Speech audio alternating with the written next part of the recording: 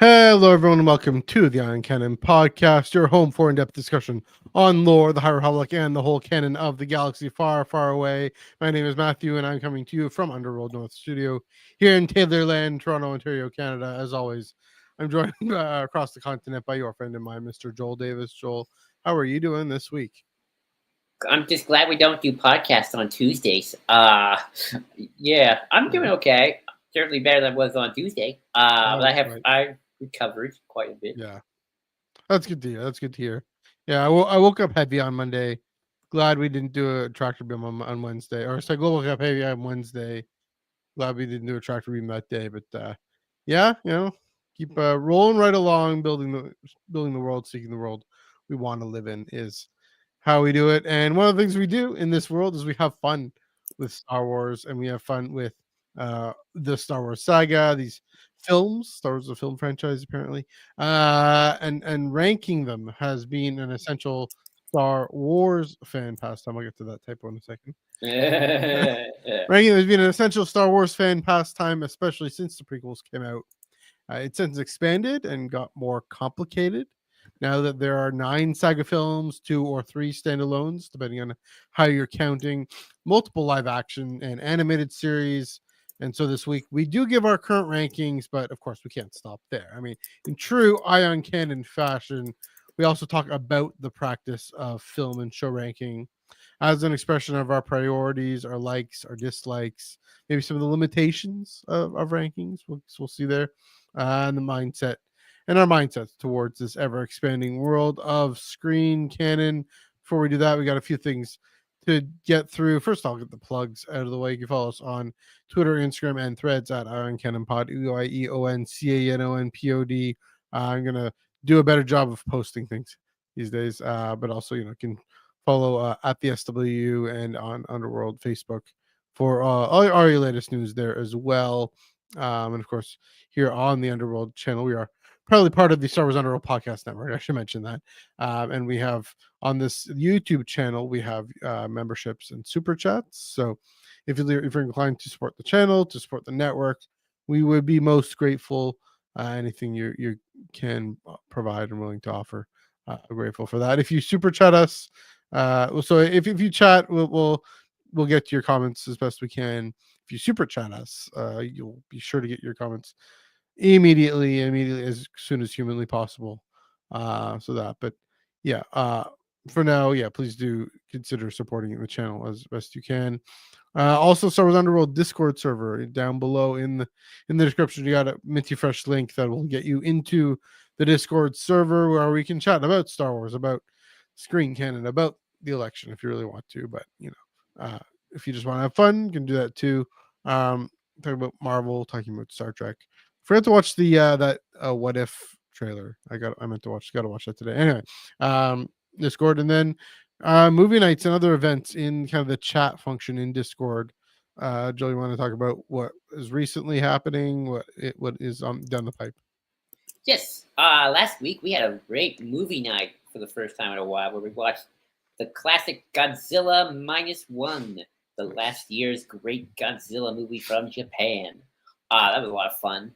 I haven't decided really what we're gonna do this week. I'm leaning towards another game night because those are always fun and those always get the blood pumping. But yeah, so we tend to do that on Fridays. So check us out there. Link in the description below. Join us, talk to us, and that's where you can normally reach us, especially me. There you go. Yeah, I mean, I'm in there too.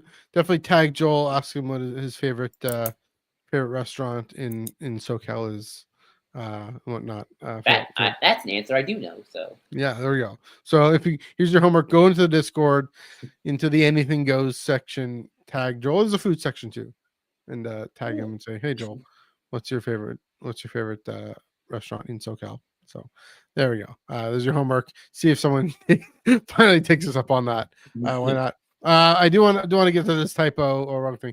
This typo. Star Wars Academy. Thanks for chiming in early. You're hot, right on the ball there. Start ears. I do the introductions and descriptions on my phone, and you'd think my phone would get Star Wars, but it autocorrect to Star Ears. So that's pretty funny. Anyway, The all right. third Star franchise that no one knows about. Star That's Trek, competing Star with Star. Wars, Star Trek, Star Ears. Yeah, you just wonder where that's going to be in my lifetime. Anyway, fair enough. Anyway, on that note, yeah. So yes, Star Wars fan pastime as it is. Last bit of plugs. Last plug to get to. Wednesdays. Wednesdays are for comics. Comics are for Wednesdays. Every Wednesday at 9 p.m. Eastern, 6 p.m. Pacific, right here on the Underworld YouTube channel and Facebook and Twitch and Iron Cannon Twitch. Chris Abbott and I go through the comics that most of the time that came out that day. Star Wars comics that came out that day.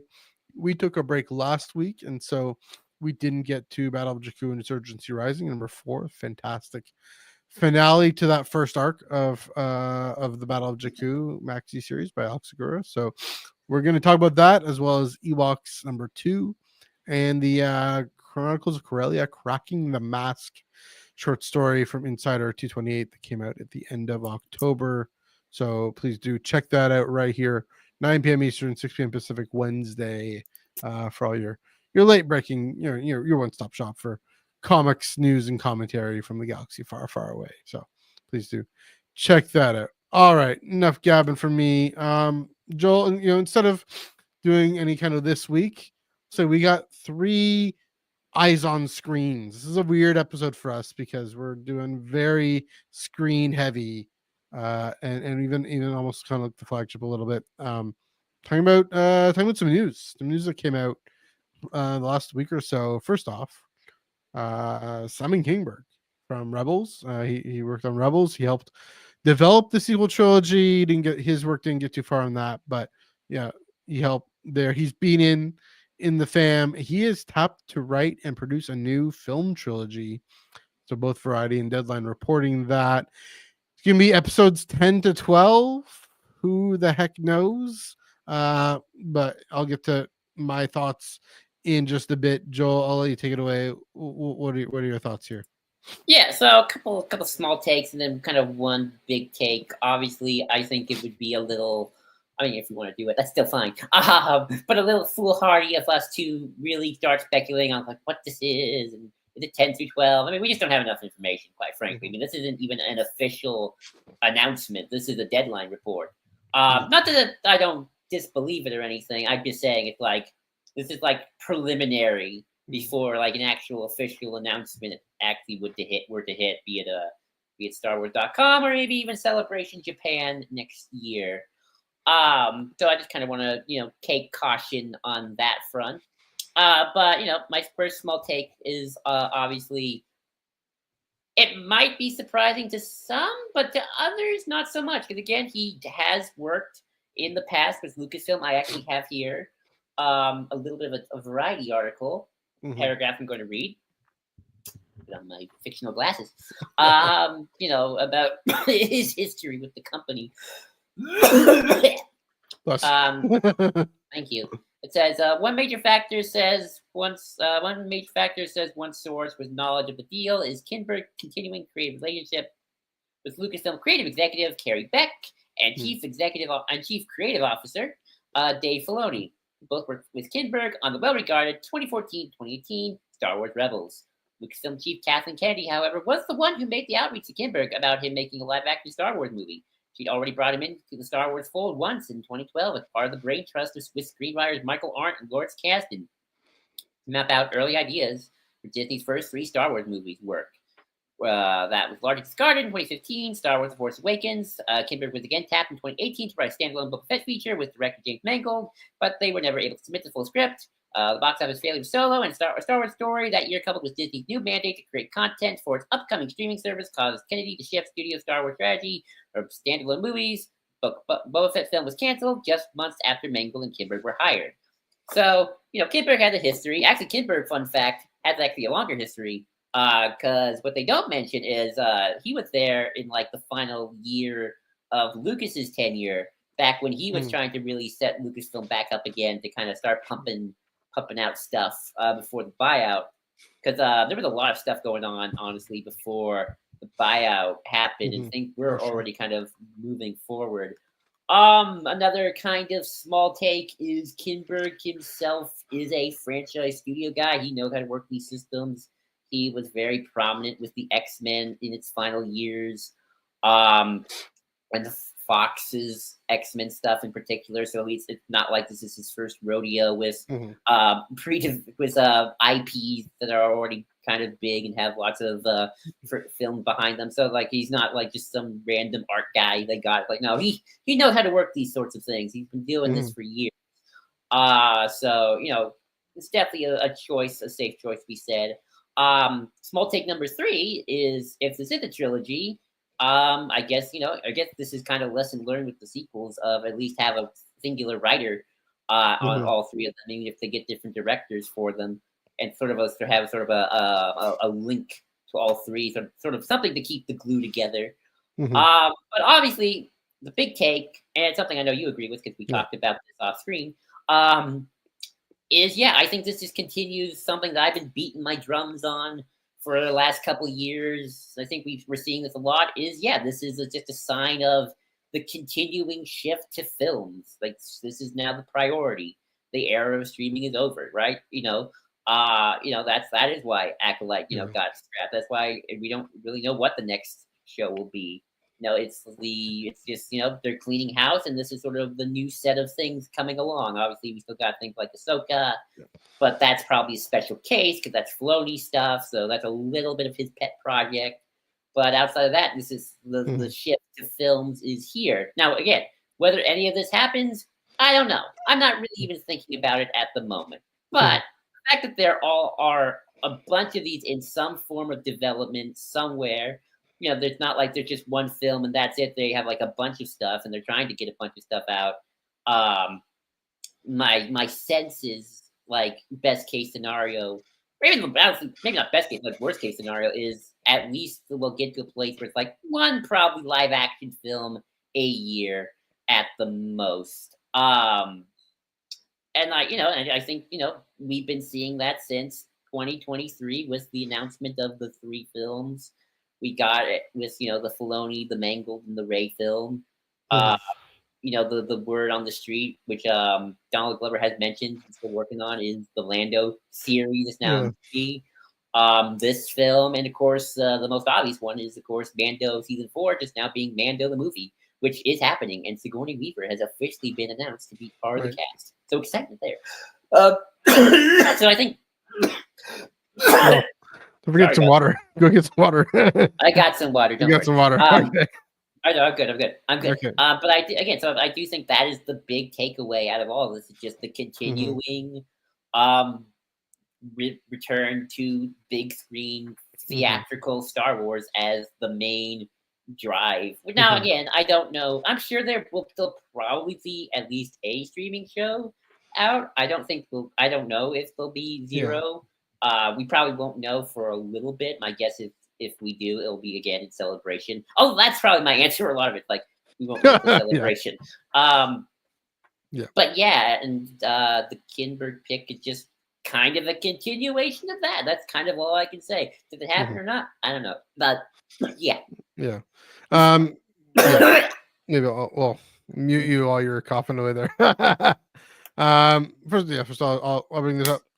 You know, mixed feelings about the sequel trilogy. I mean, that thing about why they moved to streaming, these mixed feelings. We mentioned how Solo two and what happened there is in the backdrop. So we're seeing that was the movement away from films, um, based on different reactions and whatnot. Again, I still don't think they took the right lesson from Solo, but maybe hopefully now they are. I don't know. So yeah, but thanks, Stephen, for those comments. I will say first off, uh, shout out to our friend Hannah Rayside for developing what we call the Rayside rule. I like to call the Rayside rule. This is a good example, good reminder. The Rayside rule, at least my iteration of it, is I'm not going to believe that a film is happening until my butt is in the theater. I am halfway through a bag of mini Mars bars, and the crawl is coming. The crawl is coming up. That's the only time. Then I will say, okay, Yeah, now I mean that's obviously an exaggeration, a huge exaggeration, but The Mando um, movie's not real. It's a conspiracy theory. John Favreau's just lying to us. again, it's an exaggeration. So yes, the Mando and Grogu are quite like. I mean, even then, you never know. You never know. In But today's world, yeah. Mando and Grogu are pretty solid. Uh, the Ray film, especially because Daisy's talking about it so much. I've said this quite a bit. Um, that seems pretty solid.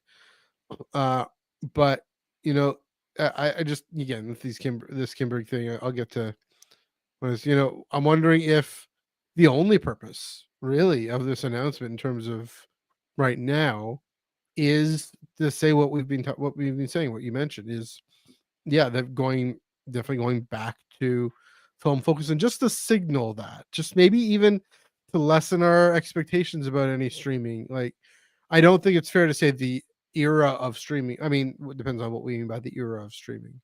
I mean, When there we will get be, 3 streaming shows a year, like yeah, in yeah, 2022, that's yeah. fine. That's done. That's done for sure.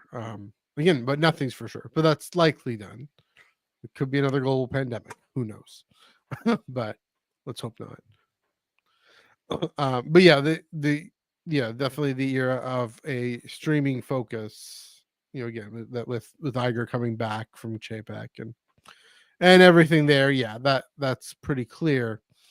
Um, but again, thinking about the race side rule, the Mangled film that seems a bit more solid because they got a writer, but whether that you mentioned you you mentioned Donald Glover. We also mentioned Sean Levy's film, which I didn't even remember about. Oh yeah. Where's Taika's thing doing? What's Ryan Johnson's trilogy? All these things that's why we have the race side rules, because these things are just kind of dissipated into the ether. So again, I that seems the bigger story. It's kind of burying the lead. The bigger story really is, oh yeah, we're a film franchise now. So that all this being said, then with the race side rule, come on, bring her up. What I read in that variety snippet is that bottom part where, again to bring up this comment here, um, they saw with Solo, oh no, we got a Solo, and the incorrect reaction to the Last Jedi. I'm gonna be that guy. um, I think Solo had a lot more than Less Evil Last Jedi, more with I a know bunch of other problems. budget and just half baked. But all Bad that, timing. Bad yeah, timing. and bad time with Infinity War or whichever one it was. Um, yeah, and again, in the midst of that reaction to the Last Jedi. Anyway, all those reasons, um, when saying, okay, well, that's what led them to pivot over to streaming. I'm hearing then that first off, uh, well, what I'm hearing then is okay. The move to back to films makes all these other projects more possible, more likely, right? That this whole thing of my skepticism about this is never going to happen. I wonder if the era of just all these announcements dissipating into the ether is also, again, nothing's confirmed, but also might be might be the edge might be taken off. There might be more solidity to all these announcements now than there was when they were first announced. I mean, not necessarily the things that were announced, but things that do get announced. The fact that that Donald Glover's thing just popped up recently. The fact that Mangold has a writer, the from Bo Illman from Andor. So yeah, I think that fact, it's making me think. The reason for, again, I'm just enjoying this phrase, dissipating into the ether. The reason all these things got announced and didn't happen, in part, I wonder if the streaming focus was actually a big piece to that. That all the resources and intention were on the Mendoverse, especially, and so even if uh, there was maybe a good script, they couldn't do it, didn't have the capacity to do it right now. I mean, that's kind of a big piece of the story when it comes to the Disney, the major IPs on Disney Plus. When it comes to, and not just Disney Plus, but if we're looking at Marvel versus Lucasfilm, the big stories that Lucasfilm just didn't have, was aspiring to do what Marvel was doing, but no, of course, Marvel, of course, is taking a turn back to films, And more a slowing down a little, little bit. yeah, slowing down, but also taking a turn back to films. Um, Lucasfilm got too. I mean, they got too ambitious, and now there's a great wisdom, and I really appreciate that they're at least focusing in more. And so, that might, make these promises more. No, I'm not saying promises is the right word. These announcements more solid and more likely. So, I right. yeah. So go ahead. I'll disagree with you slightly that Solo made them pivot to streaming. I think what more likely happened Mhm. is that the two things were happening kind of simultaneously. And my guess True. is Solo would have happened if Disney Plus didn't Solo 2, exist. you mean? Yeah. So here's the thing: if Disney Plus did not exist, my guess is we would have gotten a break from movies. Mhm. But I don't think the break would have been as long as it was because of Disney Plus. Like, I don't think Rogue Squadron kind of falls through because Right. of Solo. I think it falls through, and we don't get any movies because at that point it's like, streaming is our thing. We don't really need to have a movie, so that's Mhm. not really our mandate. So we're good. So I think we would have gotten a break from films after Tross anyway. But I do think because just by coincidence streaming was happening at the time, it was a Mhm. lot longer than probably would have been had movies been still the only thing. Is my guess. Okay. So, I mean, I'm just saying the last sentence of the Variety article. well, it's an Yeah. and, not it's not solo. It's solo and streaming. It says box office failure from Star Wars Yeah. story that year, coupled with the Disney Yeah. new mandate. So it's like, yeah, so it's sort of So like they both of have them came together to say this is going to be the focus now.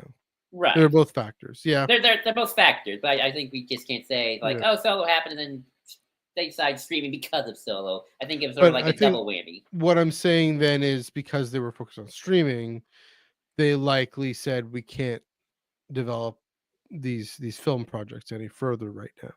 I think it's like they can. If it's like we don't have to, and so Yeah, we can they didn't have to. They thought Disney Plus was they profitable. weren't pressured. There was no pressure Mhm. to Yeah. develop them at the time. Whereas I Yeah. think now there's a little bit of pressure. Hence why Yeah. Mando movie, because they can Yeah. get that out. Yeah. So there's that, and I mean, it is kind of working. I don't know if you know this. Moana 2. I don't know if you've seen a trailer for Moana 2. Yeah. Oh yeah. That was going to be a streaming show. Fun fact. Right. I know And that. they made Okay. it a movie. And apparently, it's going to make going to that's like a good chance of making some good bank at the box Oh, office. I believe that. Yeah. So I can so already it's sort of like, well, I can't blame them for turning that into a movie now because Hmm. yeah. But yeah, I don't know. Any more where to say? No, but I think No. you are right that the whether or not these projects that we all kind of know exist happen in a particular order Mhm. is still up in the air for sure. Like heck, the only film that has a date, and I want to emphasize this, the only film that has like a concrete date on the calendar because they said it May something 2026 is the Mandalorian and Grogu. It's the only one that Okay. is officially got a date. It has a date. It's I'm on gonna look it up just to make sure it actually is. It's on uh, the Star Wars website too. May this is Wikipedia, not Wikipedia. Wikipedia, May 22nd, Yep, 2026. and they've Star Wars emphasized in that. May. There's Star Wars in May. Yeah. Yep, and while everything else, Ray Mangold does not have a date. It's still Hmm. vague. So for all we know, it could be Mandalorian Grogu, and then the next one up is James Mangold movie. For all we know, Yeah. or it could be Simon Kinberg movie number Mhm. one. I don't know. Yeah. Of course, Um, we didn't mention them. I mean, Mendo Grogu, that one's solid. Probably even more solid is the Filoni one.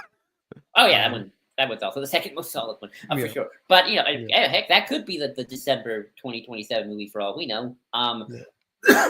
But my point is, Mhm. you're right. I think that Yeah. because now the mandate is back on films, the there's a good chance we will be seeing films again. Right. I think at the very least we can Yeah. agree on that, even if we So can't agree on if it's this one, that one, or other one. I have my own personal feelings on each project and the chances of it happening myself, mhm. but I'll keep that to Sure. myself for now. Sure. But yeah, uh, yeah, I think we got it. All right. Next up. Still on some streaming. There are streaming shows Yes. coming down the pipe. Eyes on Screen Part 2, 23 Brazil.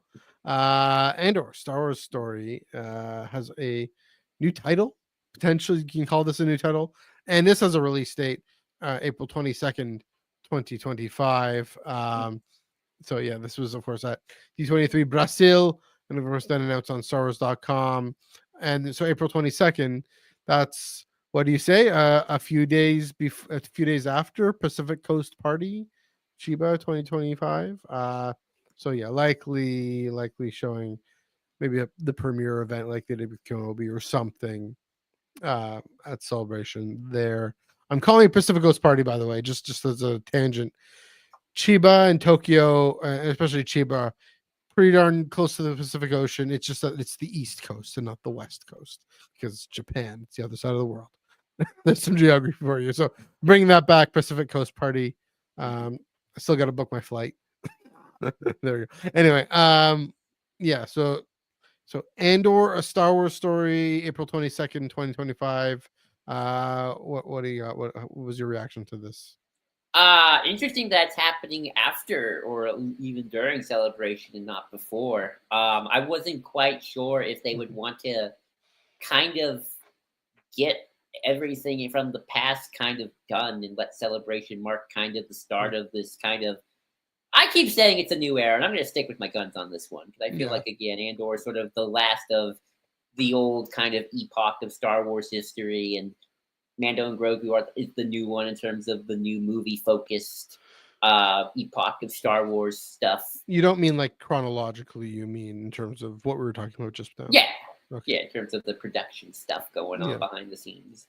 Uh, but I'm excited, man. And Andor, I'm actually very curious to see how Andor does this year, or I guess next year, because of what's going on in the world. I feel like Andor can be very apt Yep. storytelling, just by its own nature. So if it's Mhm. anything like season one, I feel like Andor is about to become really relevant very soon. Um, and also, I actually am kind of curious to see how Andor does because it is one of the few shows that's getting a second season. And with all Yeah. kind of just the universal praise Andor has gotten, kind of in general from everybody, Mhm. if that has kind of gotten enough, it's sort of like maybe as time is sort of there's not like an undercurrent of like the silent Andor fans, and with Andor comes back, it's like, oh yeah, this has kind of been touted as the greatest Star Wars of all time. Yeah. So it's like, oh, maybe we should watch the second season, and then the second season will have even be bigger than the first. One can hope. But yeah, I'm excited, man. It's Andor. I love Mhm. it. I'm excited for Andor. I'm excited to see like all the connections to Rogue One. Um, there was some reveals at Celebration, obviously, of who's gonna be in it. Very exciting. Mhm. Um, Yeah. so Mm. yeah, I'm excited.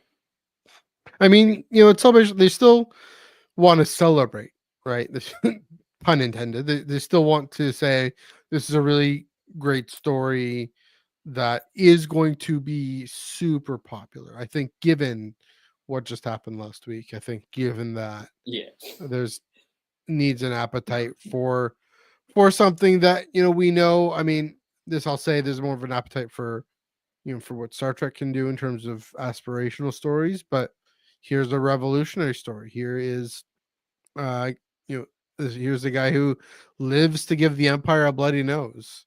Uh here is a story that we know is headed, hearing uh was it Chemic's manifesto about how it Nemix. all Nemec's manifesto. Sorry, it's been a while. Been a while. Hearing how it all comes down to one little moment, and we know what that moment is. We know it's Luke going through the trench and using the Force to drop the 2 meter maintenance shaft, whatever.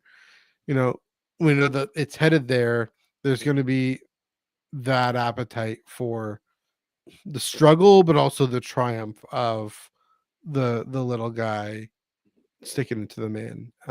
And so this one, oddly enough, given despite the fact that um, like you're saying, the era is over, this one's gonna have beyond just Star Wars core Star Wars fandom. This one's gonna have a mass appeal, especially in the U.S., but probably throughout the world. Mhm. Um, folks who don't watch Star Wars, that are not in it the way we are. I mean, that's the thing. They love that show. It's for them as much as it's for anyone. Um, and so part of it's so real. It's basically a history show. Season one. Now, here's the funny thing though. Season two, because it's going to build up the story leading to Rogue One and New Hope, it is going to actually probably seem a lot more Star Warsy. If that makes sense. It's gonna, we're gonna bring in more Mon Mothma. We're gonna probably have the Gorman Massacre. We're gonna have all these lore things. You know, Probably not necessarily anything to do with Jedi or whatever, but maybe some things to do with the will of the Force and moving things towards good. It's still gonna be an appeal, mass appeal, but it might even be a thing that draws folks in. So yeah, the fact it's 4 3 episode arcs that are the 4 years leading up to Rogue One. So yeah, looking forward to it. A Star Wars story or a Star Wars story. I mean, that to me It's is back. like, oh yeah, Rogue One, a Star Wars story. Of course, also Solo, a Star Wars story. But I'm trying to think, yeah, if anything, that's the first thing that comes to mind for me about that is connecting with, especially with Rogue One. And reminder, this isn't just I mean, telling a story about the French resistance in World War II. Important, deeply important show. Tell that show. Tell that story. This is heavily inspired by those kinds of things, but it's also a Star Wars story. It's about the burgeoning rebellion against the Galactic Empire, right? Uh, these guys. Uh, so yeah, that also kind of this reminder, kind of grounding it in this fictional universe. Maybe that takes the edge off a little for folks who might find the real world thing. That's the thing. They're trying to do this tightrope because there might be folks who find the real world parallel a little too. Not that they're not necessarily the folks who disagree with it, but we also need a bit of an escape sometimes. Or again, to bring this up, get the Star Trek counter up. The Gene Roddenberry thing. We use sci-fi to talk about real difficult real world topics, and as this sort of imaginative lubricant uh into a smoother ride, to even more enjoyable, kind of the way humor does, right? So maybe this is sort of that as well. I mean, for those who disagree with the narrative and who can still appreciate it anyway, good on you. I hope Trump hates it. There we go. I'll leave it with that parting shot. Any further thoughts on and/or Star Wars story, April 22nd? I actually do kind of find it interesting that the Star Wars story branding is back. Yes. I wonder if I'm curious if streaming shows continue, if this will be something that they all do moving forward to kind of say, hey, this is streaming, these are films, Mhm. or not. I don't know, but we'll have to see. I'll see when Ahsoka season 2 if they do it or not. I'll be Yeah. curious. But yeah, excited. Andor season 2, can't wait. Mhm. It's gonna be around celebration, so it's gonna be a lot of fun and a lot of interesting things going on. There you go. Also, it's a Mandalorian and Grogu got a mention. There's a display. The droid from Andor was there. That whole booth, the whole thing set up, and again, this really, I mean, that's the thing. There was a bigger Lucasfilm presence. No shade against Brazil. I mean, that's Brazil's great. I'm glad that they went. Um, you know, it's there's a bigger presence at D23 Brazil than there was at New York Comic Con or San Diego Comic Con. Well, it's And so, D23, so well, yes, they. but that's my point. Is it? Well, that's the thing is they opt for the Disney and Lucasfilm cons over the places where they might get more exposure. And it's clearly, again, this absolutely fuels my Disney and Lucasfilm cons versus everybody theory. They see New York Comic Con and San Diego as competitors to D23 and Star Wars Celebration, and that which is interesting, right? It's just, I mean, maybe they just opt for an environment they can control and that they can have have the soul, they own the marketplace as opposed to they're in the marketplace. But yeah, and I mean, I will say it is interesting. You know, I'm gonna be careful here, but The Marvel doesn't. in Latin America, where there are these histories of more longer, stronger, richer histories of standing up, movements against the invading empire. That this is, I don't know if that might be a coincidence. I don't know, but Well, I think Diego Luna has like history with like some Mexican revolutionary groups. Yeah. So and there's that kind of undercurrent there.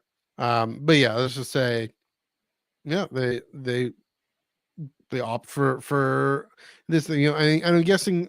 I mean, they speak English in Brazil, but that's not the first language. It's not, so Portuguese. Maybe, yeah, like Portuguese, getting exposure in the Portuguese and Spanish speaking world, but they would have gotten more exposure in New York Comic Con, is all I'm saying. But yeah, that's their strategy.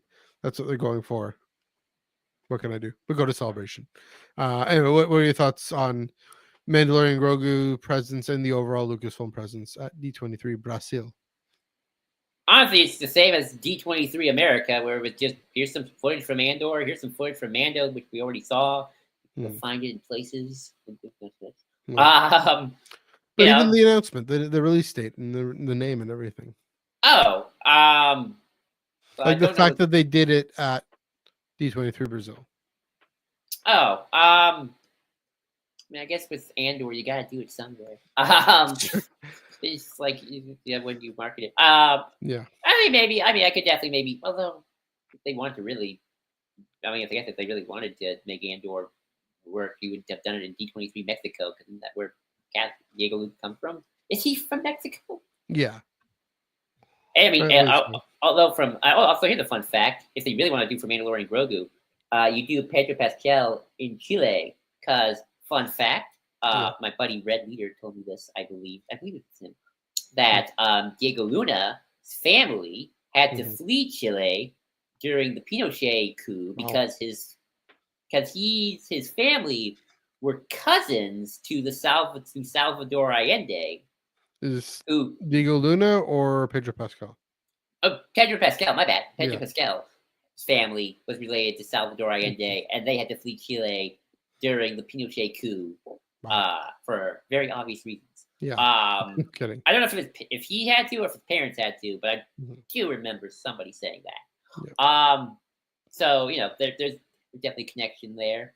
But yeah, I mean, not much else. It's like, okay, Mandalorian, definitely they're filming. You got a nice little picture of a New Republic air base there. Very cool. Yes. You got the same footage from before of Mando versus AT-ATs on snowy planet that's occupied by Imperials. So now the Imperials are the rebels now, which is always cool to see. Yeah, we got a cool little poster of Andor and some new duds. So right, yeah, I thought that one was weird. It looked almost AI, to be honest. Maybe you just need to see it move and look better. Yeah, but I think they're probably a costume. Yeah. Yeah. Anyway, any last thoughts on this one before we move on? Nope, just can't wait to watch Andor. There we go. So last but not least, the third eyes on screen.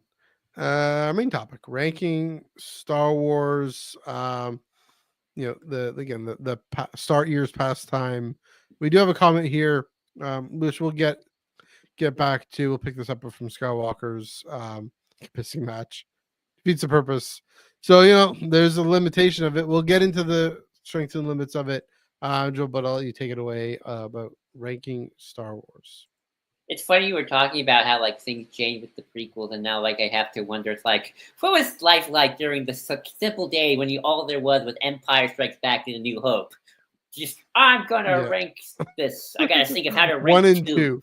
1 and 2. I mean, I'm sure there were debates about which was the better movie, so I can't imagine that not happening. But still, Yeah. it's like this is the best and number 2, and that's the worst. Yes. Yes, now it gets easier because there's more things to rank. Makes Oh, your it gets list easier. I long. think it's harder. That's true. Try ranking Marvel. Like, oh gosh, I don't even think Yeah. I want to even try that anymore. Yeah. Too many. I don't think I've seen it all. So Mhm. yeah, ranking things. I don't know what. I don't know if I can like do a complete psychological breakdown on why we rank things. Sometimes we just rank things for fun. I mean, that's why I do it. I just do it because Yeah. out of the wolves. I mean, I like doing it sometimes as like a brain exercise to really make me think about okay, the list I have, and we'll show it in a minute. Mhm. Were my favorite to least favorites. Like to like really psychoanalyze myself and say, okay, which Mhm. Star Wars do I like more than over this Star Wars? Um, and that's very much a subjective list. And I put in my notes objective versus subjective. Where it's like, it Yeah. doesn't like, like which one do I really like met? Where it's like I can make an object or as objective as I possibly can be. 'Cause I don't think you could ever 100% be objective without Right. being a Vulcan. Right.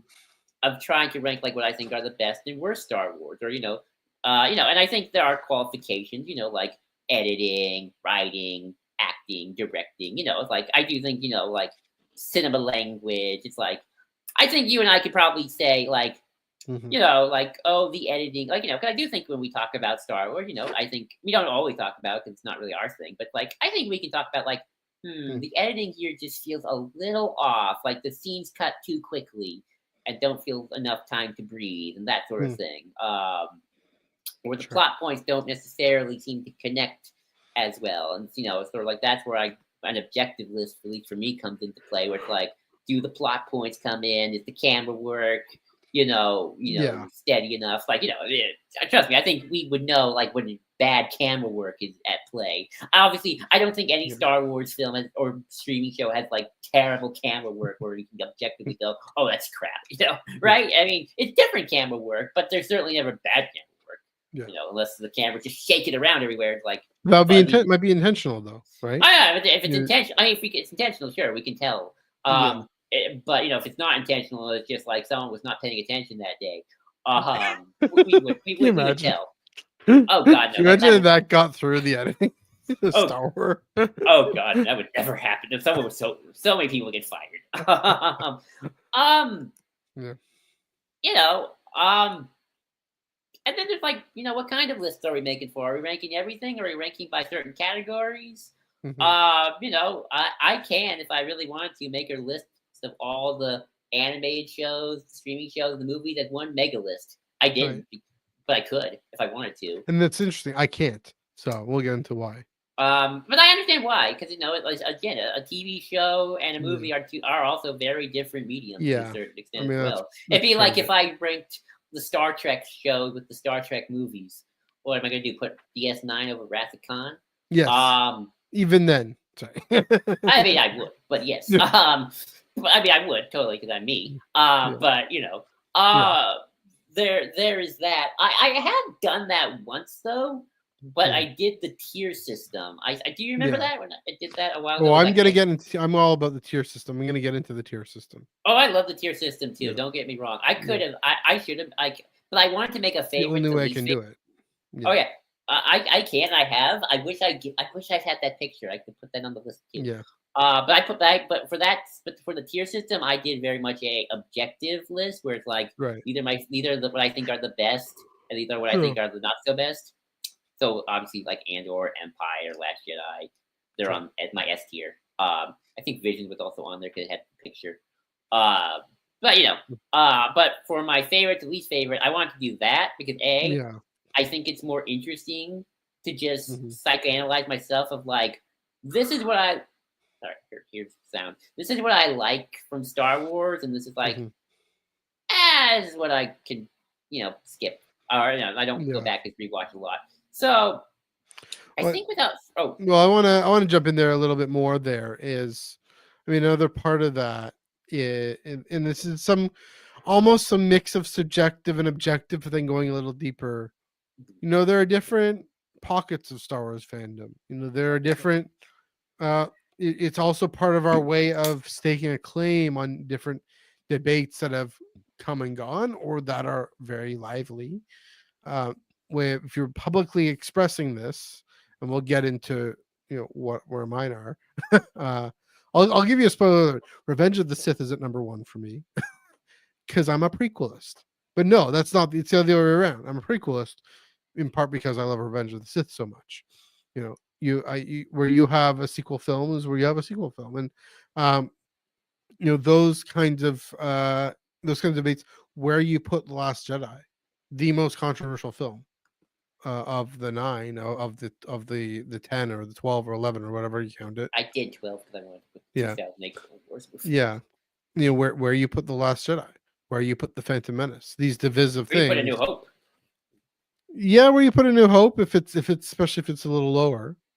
Um, you're staking a claim in, yeah, again, these things that aren't necessarily as lively anymore, but they were, and that has a part to play in. Mm-hmm. And it's not to say that that's bad. That just, we tend to we have other reasons besides simply the pure act of watching the film. So maybe that, Oh, that also does get into the limitations of this. Is that go ahead. it says it almost says, oh, we detest the things at the bottom, and that we think the things at the top are absolutely perfect all the time. And they're That's not always true up for there too. me. I'll say That's and I that. don't think that's true for anybody. I don't know. It's not true for me either, necessarily. Except for no, I don't. I don't. Part of me wants to think Revenge of the Sith is perfect, but I don't. I know it necessarily it isn't objectively, but yeah. And so there's that piece to it that I think, again, what we do with we just acknowledge that and name that. We don't have to jettison that. We don't have to say, just because it kind of this badge of honor that you put this film here as opposed to somewhere else in your ranking. Right. Um, that's not to say bad. It's another reason we wanted something bump it up. So Right. there. And So I'll yeah, I'll get into another limitation as yeah, well, and this yeah. is shown in my streaming list, is Mhm, when there's a very short list, it mhm. makes things that are near the bottom feel like you dislike them more Well, that is the limitation, right? than you probably actually do. Yeah. And I'll get into. I mean, I think you can guess what I'm going to talk about when we get there. Mhm, The example of like that's not true. It's just a short list. Sorry, and I like yeah. these more. Yeah. And to go back to the objective subjective thing, Mhm, for me at least, I can't. I think the quality of the filmmaking surely affects your enjoyment of something for mhm. sure. If something is truly poorly made, and I don't think any Star Wars is ever truly poorly made.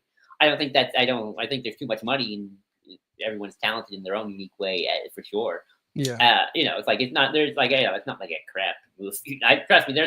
There's nothing truly crappy about a Star Wars movie, for sure. Mm. But but People, that's the thing. That's also contested. People, Phantom well, Menace and Attack of the Clones. People are like, "What is this?" that's true. I mean, there will always be people like that for sure. True. But at least for me, it's like Yeah. some of it's truly the objective, like, oh yeah, this is well made. But other times it's just personal things. Like I'll give Mhm. you kind of my little hint right now. Um, I think Force Awakens is objectively a better movie than The Rise of Skywalker. But I like The Rise of Skywalker more. There you go. Sure. There's a little tease for later of Mhm. kind of And we can ranking get these into it when kind you're of ready ranking to. these things. But yeah, let's just show it. Let's show my list. Yeah. Where's my list here?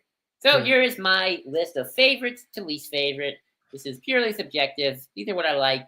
These are what I don't. And This is they're what by I like favorite, least favorite in each category. Just to be Yes, clear. by category for the listeners out there: Mhm. movies, streaming shows, animated shows. Yeah. I guess I can read them out loud if you don't mind. Yeah. Go for it. So for movies, we'll go from bottom to top. At the bottom, we have the Clone Wars '08 movie, then Solo, The New Hope, Attack of the Clones, Force Awakens, Rise of Skywalker, Phantom Menace, Empire, Last Jedi, Rogue One, at the tippy top, Return of the Jedi. For streaming shows, again, bottom to top, Book of Boba Fett, The Mandalorian, The Acolyte, Andor, Kenobi, and then finally at the top, Ahsoka. Interesting. It's for the anime shows, Clone Wars, Bad Batch, Rebels, and then it's at the top, Star Wars Resistance. There's some surprises in there. Some surprises in there. Interesting. I wouldn't. I would say like I talked about this stuff enough for you to maybe guess, and maybe not. Yeah. Well, I'll turn this into an impromptu interview for a hot second, Matthew. Yeah.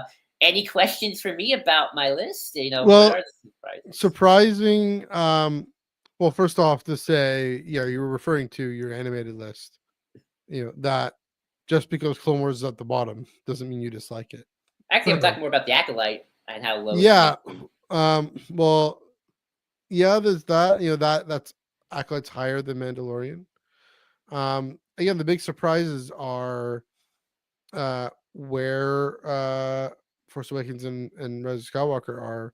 I figured that I thought they'd be higher, and then that Andor is third and not first. I think it's interesting. I'm just curious. Like, what? So, what's your of those three? So, start with the films, or whichever order you want to go into. But okay, I mean, so I just like Phantom Menace a lot.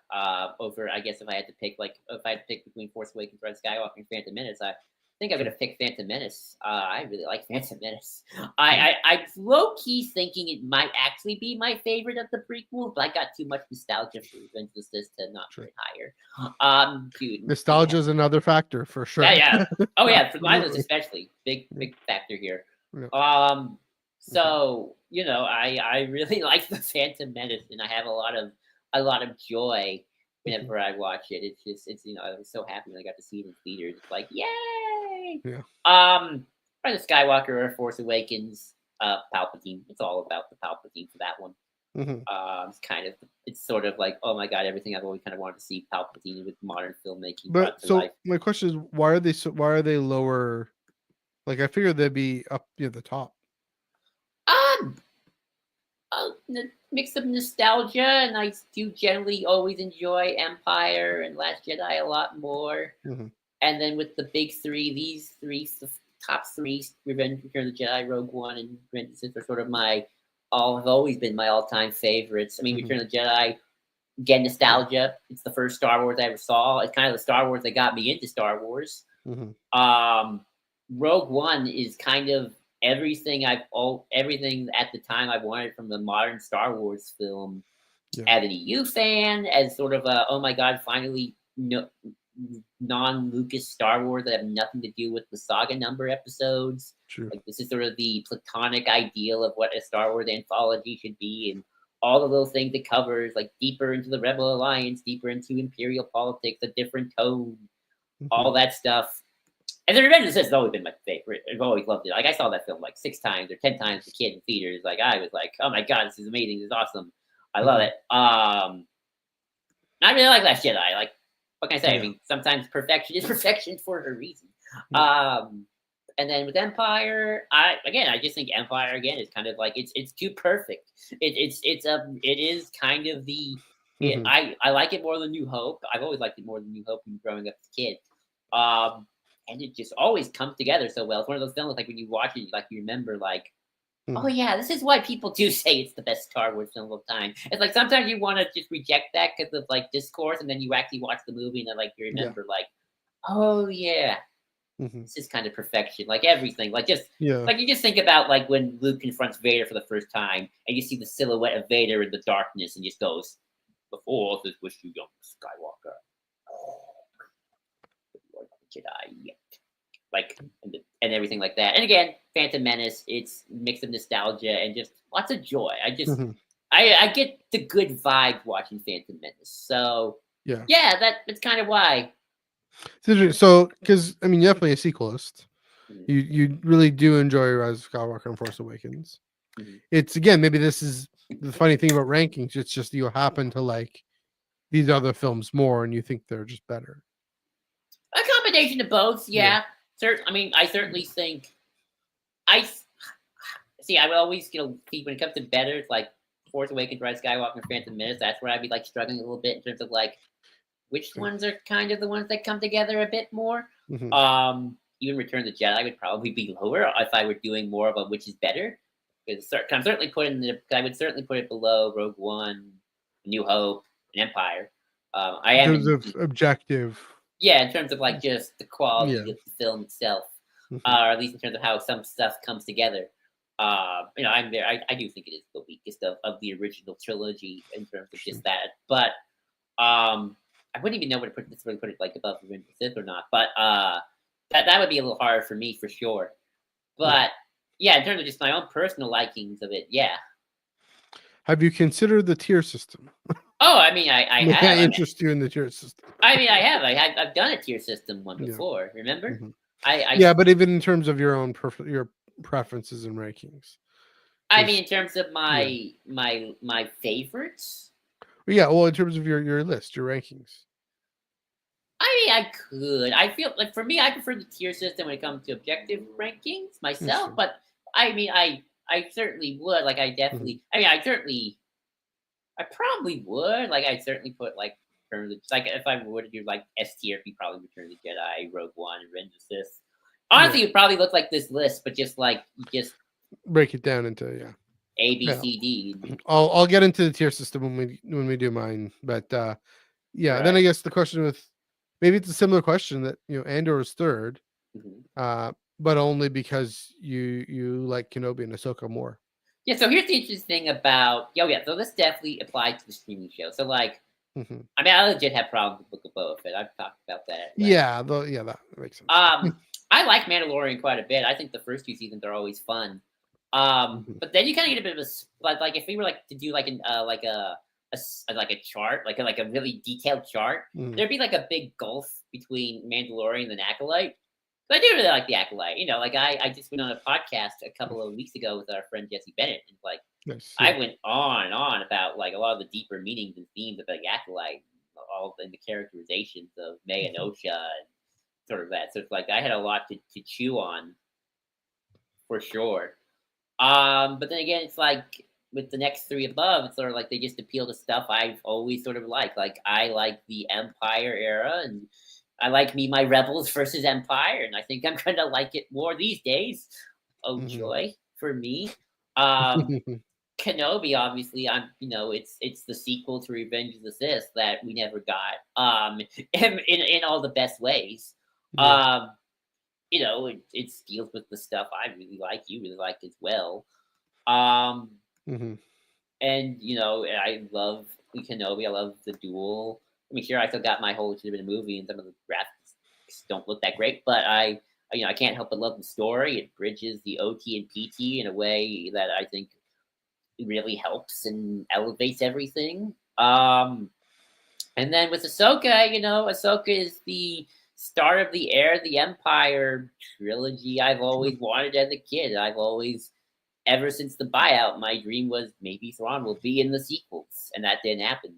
And now it's like I'm finally. This is my little boyhood dream come true. Here's Mhm. Thrawn in all of his glory in a live action Star Wars, and it's glorious. And Lars Mikkelsen plays him beautifully. Like it's everything I've Yeah. always wanted as a kid, as a fan of that stuff brought Mhm. to life after all these years. So it's Yeah. like I think I can't help but make it number one. And then obviously you got the Anakin stuff, but for me it's the Thrawn stuff. But like Yeah. that definitely helps. It helps for sure there. But Sure. yeah, that's certainly why I really like Ahsoka. Probably, I think I have to be honest with myself and say, yeah, I Interesting. think I like Ahsoka. I would have said Kenobi, but like, no, I think it's Ahsoka. I think See, I again, like. I thought you would have said Andor, but hey, that's fair.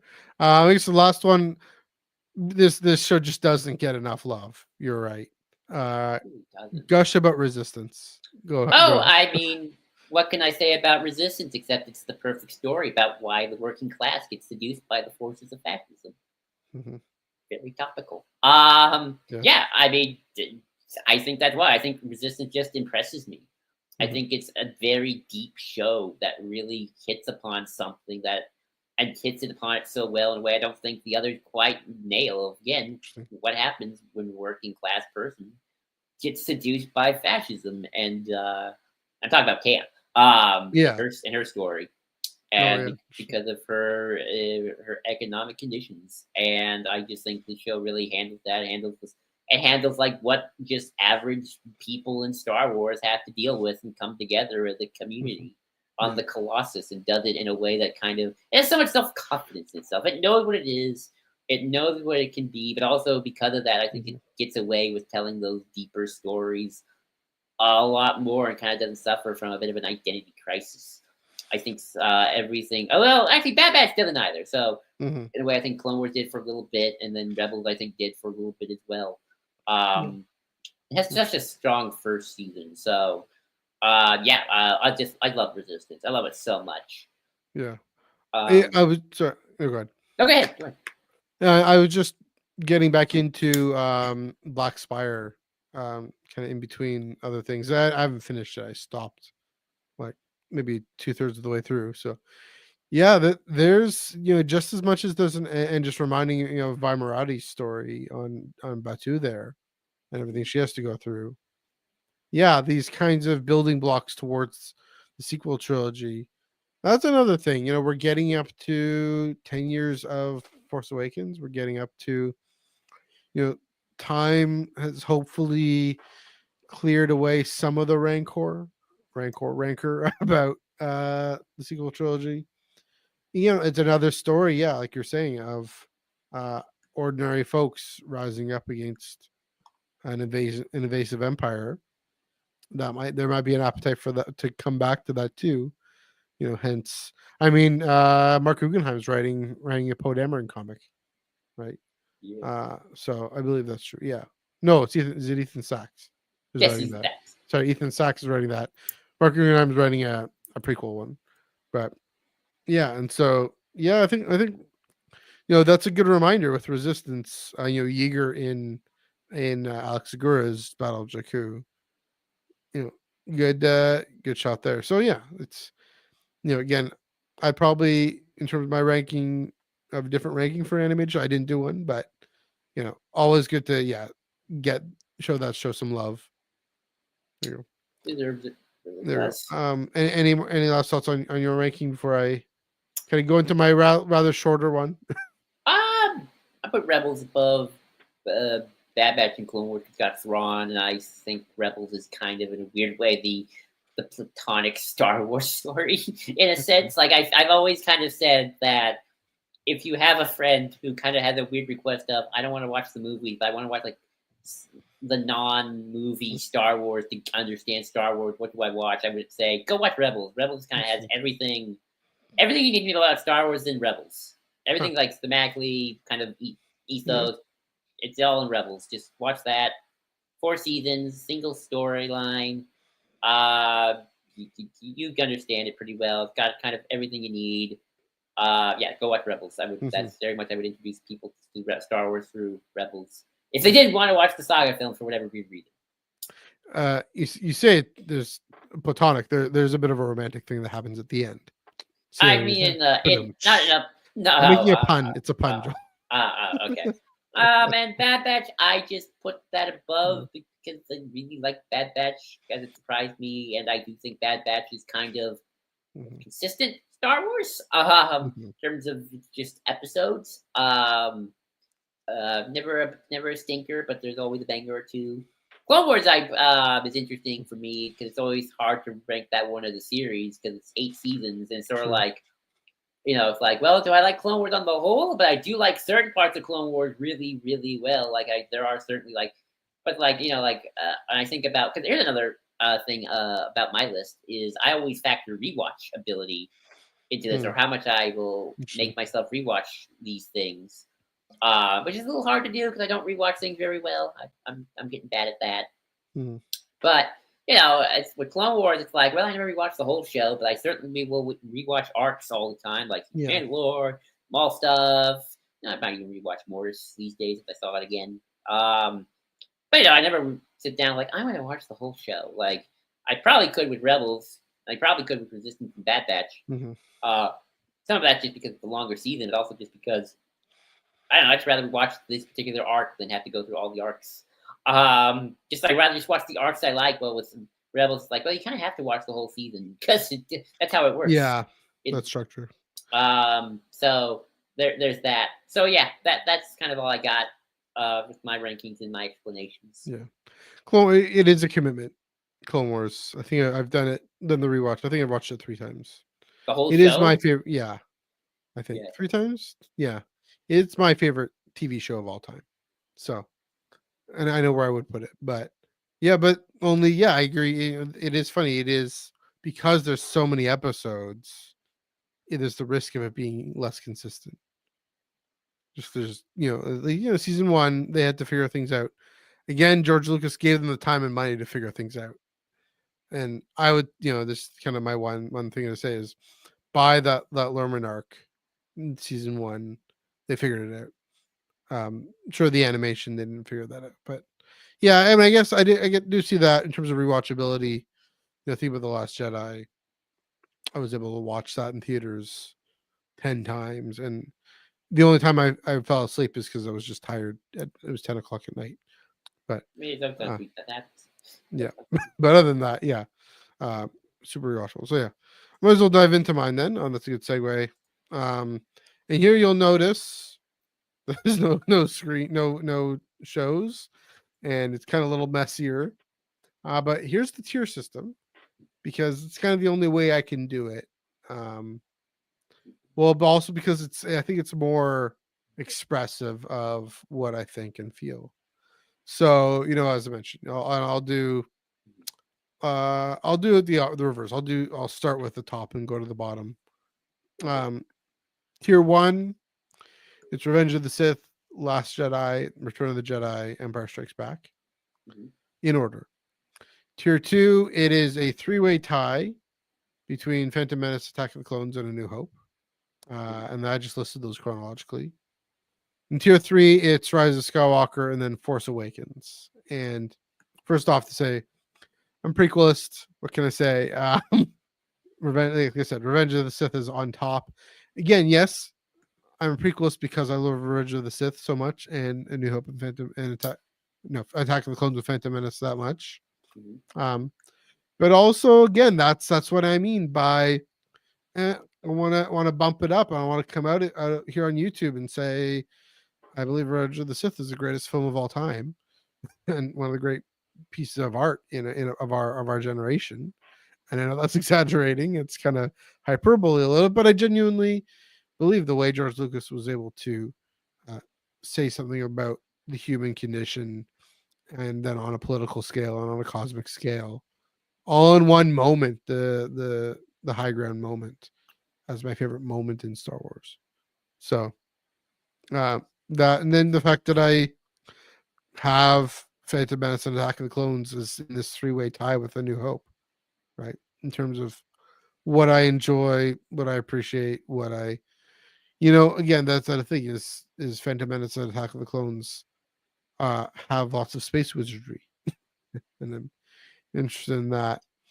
I will say it's tier 3. Force Awakens. I know there's more to it than that. There's Ray, and this is again the limitation that um the limitation that just because Force Awakens is at the bottom doesn't mean I hate it. It just means I when I'm watching it, my mind goes more to what's not original, more to what's that's like A New Hope. That's like A New Hope. That's like this happened in A New Hope. Than to, oh yeah, this is Ray getting her time, the young woman getting her time in the sun, and a black man, former stormtrooper, and Poe, a Hispanic pilot leader. Um, those important, critical things. But sometimes, and I feel the excitement of it in the middle of it, but also, yeah, I mean, it definitely did kick off an era. It needed to, for the moment, be so connected to A New Hope, but it, that need kind of wore off, especially now that the prequel generation has come of age and we don't need the nostalgia for the original trilogy as much anymore. Now we could do prequel nostalgia We and could do just prequel nostalgia, which we did perfectly in Ahsoka season 5, or episode 5. Now we don't need a prequel nostalgia anymore. Time to burn it all. Just kidding. But I'll say with Rise of Skywalker, it it went there. That's the thing. I bump it up above Force Awakens because it went there. That's more interesting ideas. Yeah, exactly. JJ tried to do something original, some original lore ideas, and I remember being in the theater, seeing Palpatine at the beginning in the first act there, seeing him stuck to that machine. My jaw dropped. It was pretty unnatural. Cool. With the Revenge of the Sith quote, some cool. abilities unnatural. So there. And then no bloody clue.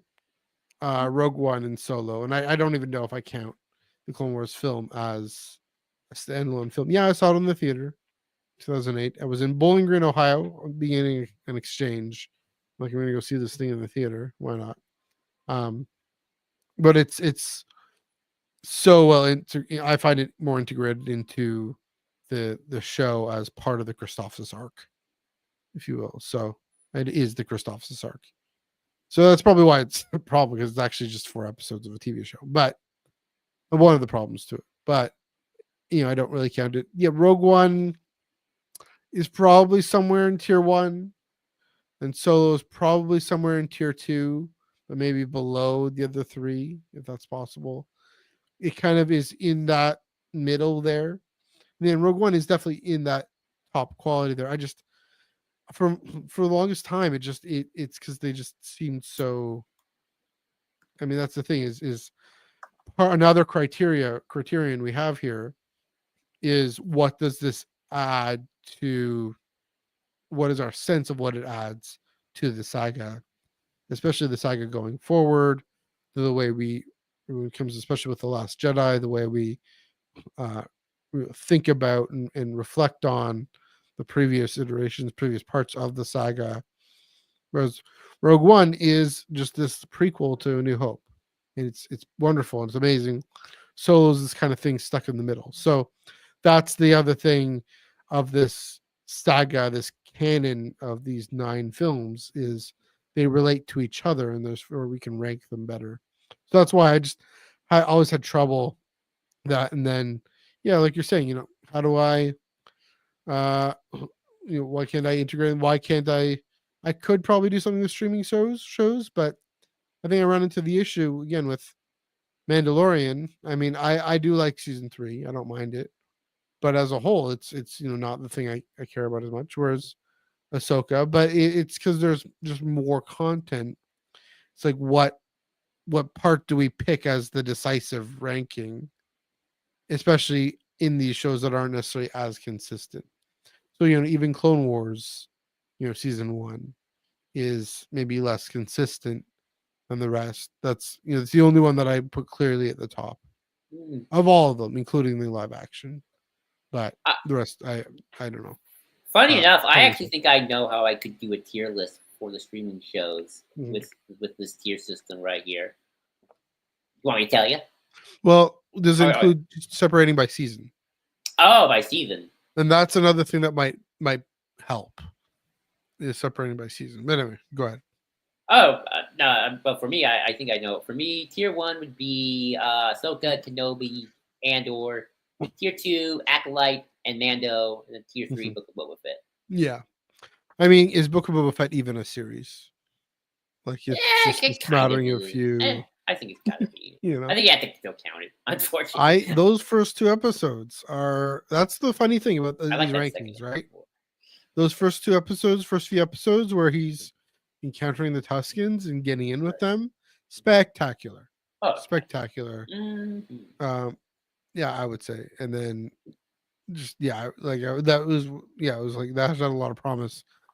And then they just zoom to the fun bang bang pew pew action.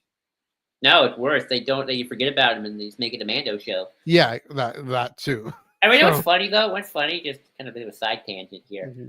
On their own, like as individual 30 to 40 minutes of TV or streaming, I do like those Mando episodes. I think like on their own, they're pretty good. But they don't belong in the Book of Boba Fett. It makes for this weird, yeah. But I have some reactions to your tier list. Yeah, go for it.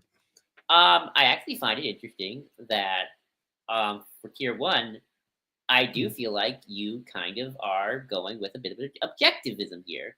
Interesting. We can, I Huh. mean, I'm sure there are people who will debate you on Revenge of the Sith all the live long day. Even I would probably to some extent. Mm. But I mean, I actually go back and forth these days. Like, I just Phantom Menace better than Revenge of the Sith. I actually have kind of come around to that. That's besides the point. But Mhm. but you have TLJ, Turn of the Yeah. Jedi, and Empire Strikes Back, and outside of A New Hope, yeah, I would say these are quite frankly the quote unquote objectively better Star Wars movies. Some of the better ones. And if you put Rogue One in there, like, yeah, these are like, in my opinion, Mhm. the better made Star Wars films. Are you saying I'm very learned and cultivated in my opinion? Yes, I am. Oh, thank you. Um, well, and like, ironically though, with me as well. I mean, yeah, I mean, I would definitely put Last Jedi and Empire Mhm. and Rogue One, and maybe even Revenge of the Sith, quite frankly, over Return of the Jedi in terms of objectively better Yeah. myself. Um, it is interesting that those are the ones that still make it to the top anyway. Um, Yeah. so I find that funny and interesting. Mhm. Um, Everything else, honestly, not that surprising. I guess I'm more surprised that the prequels themselves aren't in tier one. Um, Mm. And I guess I'm a little surprised New Hope isn't in tier one either. But I've never quite got I've never been able to dissect. I feel like I'm psychoanalyzing you here. Um, your relationship to that one. Uh, Prequel Yeah. build now that makes sense to me. I I wonder if like would you even if we like tried to like psychoanalyze and like both tried to figure out your rankings together, I feel like a therapist almost Oh like goodness. maybe would you say maybe Solo if you had to pick maybe tier three but like at the top with like I mean, kind of I in, kind of suggested the bottom there. I mean not the top bottom like tier three top with like you like this probably better than the Mm. last two, but feel like you won't go back to it as much as say the other one for sure. So I That's how I at the would say. bottom there, I say I suggest Solo would be tier two. Interesting. But at the bottom of tier two, so it's the top of tier three. Because yeah, top of tier three, it's like okay. Whereas tier two, it's oh yeah, these are fun, these are good. Um, they're kind of uneven sometimes, or with A New Hope, and that's the thing. Both A New Hope and Force Awakens, I think familiarity and over familiarity is part of. Well, New Hope would Uh, certainly be higher objectively in my list for sure. yeah, and so here's the thing is well the thing with your comment about tier one Mhm. is if I was to rank them objectively, I would say it's Empire, Last Jedi, Revenge of the Sith. No, sorry, Empire, Last Jedi, Return of the Jedi, Revenge of the Sith in terms of objectively. Interesting. But the reason those are different and flipped a little bit is because of the subjective relationship to them. Oh, I agree. Because Revenge of the Sith has just the depth and pathos that I'm looking for and that I care about most. Right, the Oh, Anakin absolutely. Vader relationship. Not but it also has. I mean, so I don't know. I'm trying to think about any kind of wonky moments. I don't. You could say that Anakin's turn is fast, I guess, but I don't experience that anymore. I don't experience that as fast. Maybe I did at first in the theater, Yeah, for me, 19 I years could ago. say Padme's not treated that great compared to the And prequels. that's another objective thing, but that's just the subjective. And some people they feel that viscerally, and they put Revenge of the Sith right down. Fair enough. Um, some people with the Last Jedi, they, I think Dom's mentioned this quite a bit. That there's folks who want Luke the myth and the legend, and you get Luke the Right. man, whereas I get Last Jedi has it is. I mean, just in terms of cinematography, you want to get into those Mm. objective. Oh yeah. Cinematography, I'd say pacing, Editing. imagery, editing, themes, Mhm. all that. All of these, first of all, I gotta say, for all nine of them, The score is 1111 across the board. It's John Williams. Of course. Although I think Attack of the Clones is my favorite score. Hmm. But yeah, I mean, The Last Jedi, there's just different relationships to it, and that's the thing. Oh yeah, like I'll give you a great example of Pathos. Again, Yeah. if I were to talk about Return of the Jedi objectively, I can Mhm. talk about the Leia being Luke's sister thing is so last minute and kind of makes the previous two movies a little wonkier for it. I Mhm. think a lot of the second act on Endor drags and is boring, and I get tired Interesting. really quickly. Um, a lot of the first act in Jabba's palace, I think is a little too disconnected Mm. outside of being rescue Han Solo. I actually even think Han and Leia kind of get a little shafted in that movie. I think they kind of don't have as much to do. It's the Finn Poe problem in Troth, but maybe it's a little less bad. Yeah. But all that being said, um, the reason why it's number one, why I love it to death, is Right. kind of all the third act. The Yeah. Battle of Endor at the bottom in space. Even on the ground, everything in the throne room. I mean, come on, how many people can think of the final moments with Luke and Vader duel, and you just hear Yeah. the doo doo doo, yeah. It's like, oh my god, and then of course, the epicness of the Emperor is like, he just zapping Luke, and it's like, Father, please. Yeah. And then Vader We just have like that connection, right? no.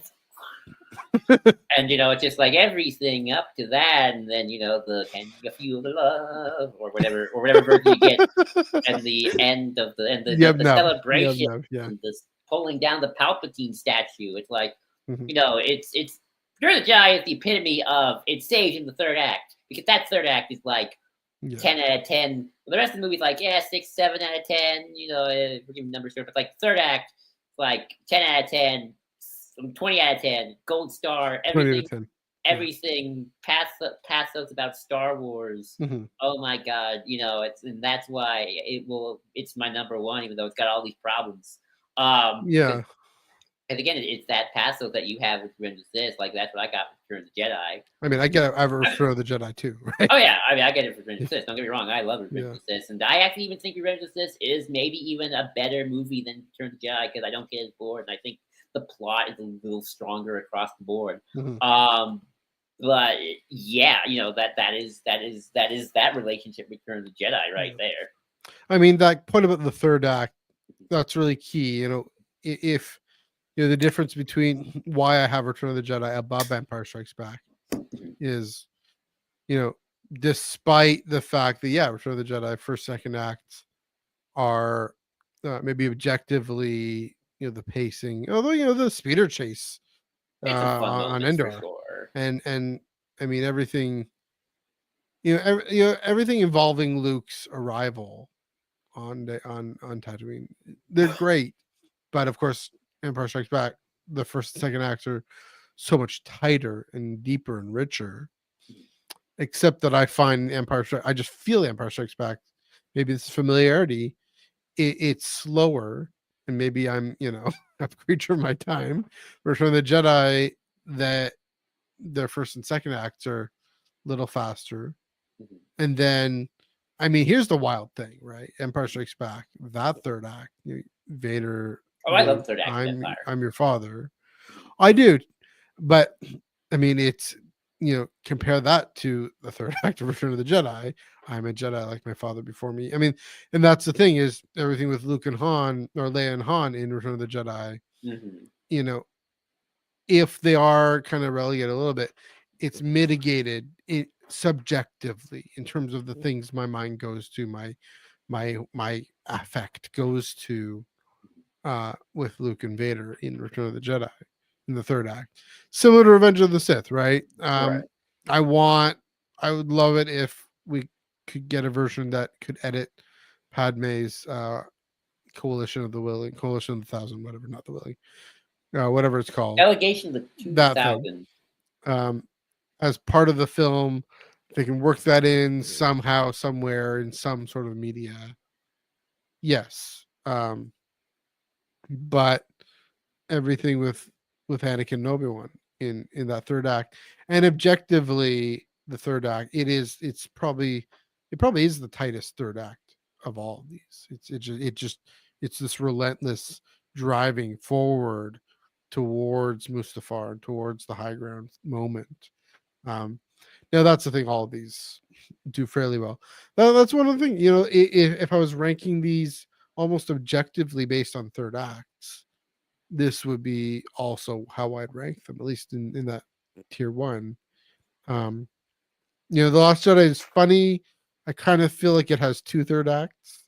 It's a fourth act. It's a 4-act movie. It's a 4-act film, except because that first third act, the one on in Snoke's throne room there, Mm-hmm.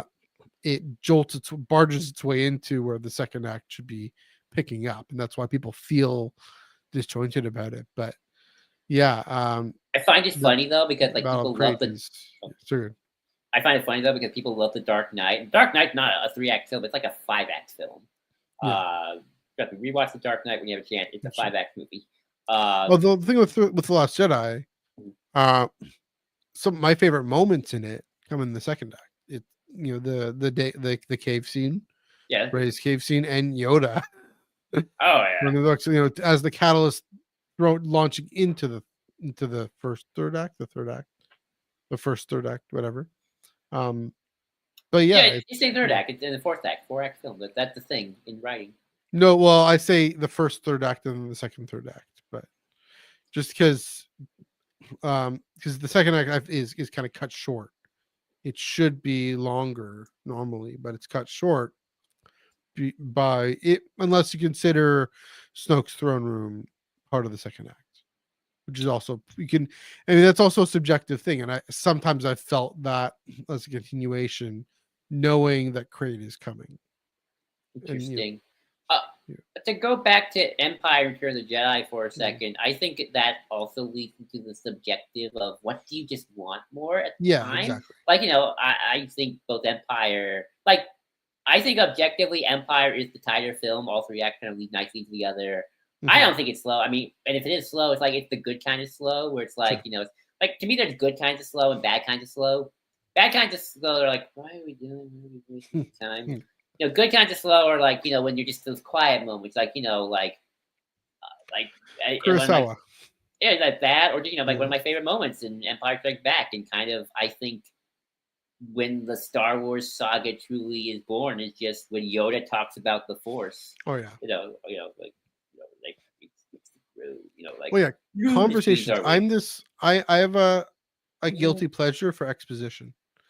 Right. It's so weird. I just enjoy it. But Empire is a darker. It's supposed to be. That's the point. It's melancholy. It's not really supposed to be uplifting. Like, Luke's been just beaten to a pulp by his dad.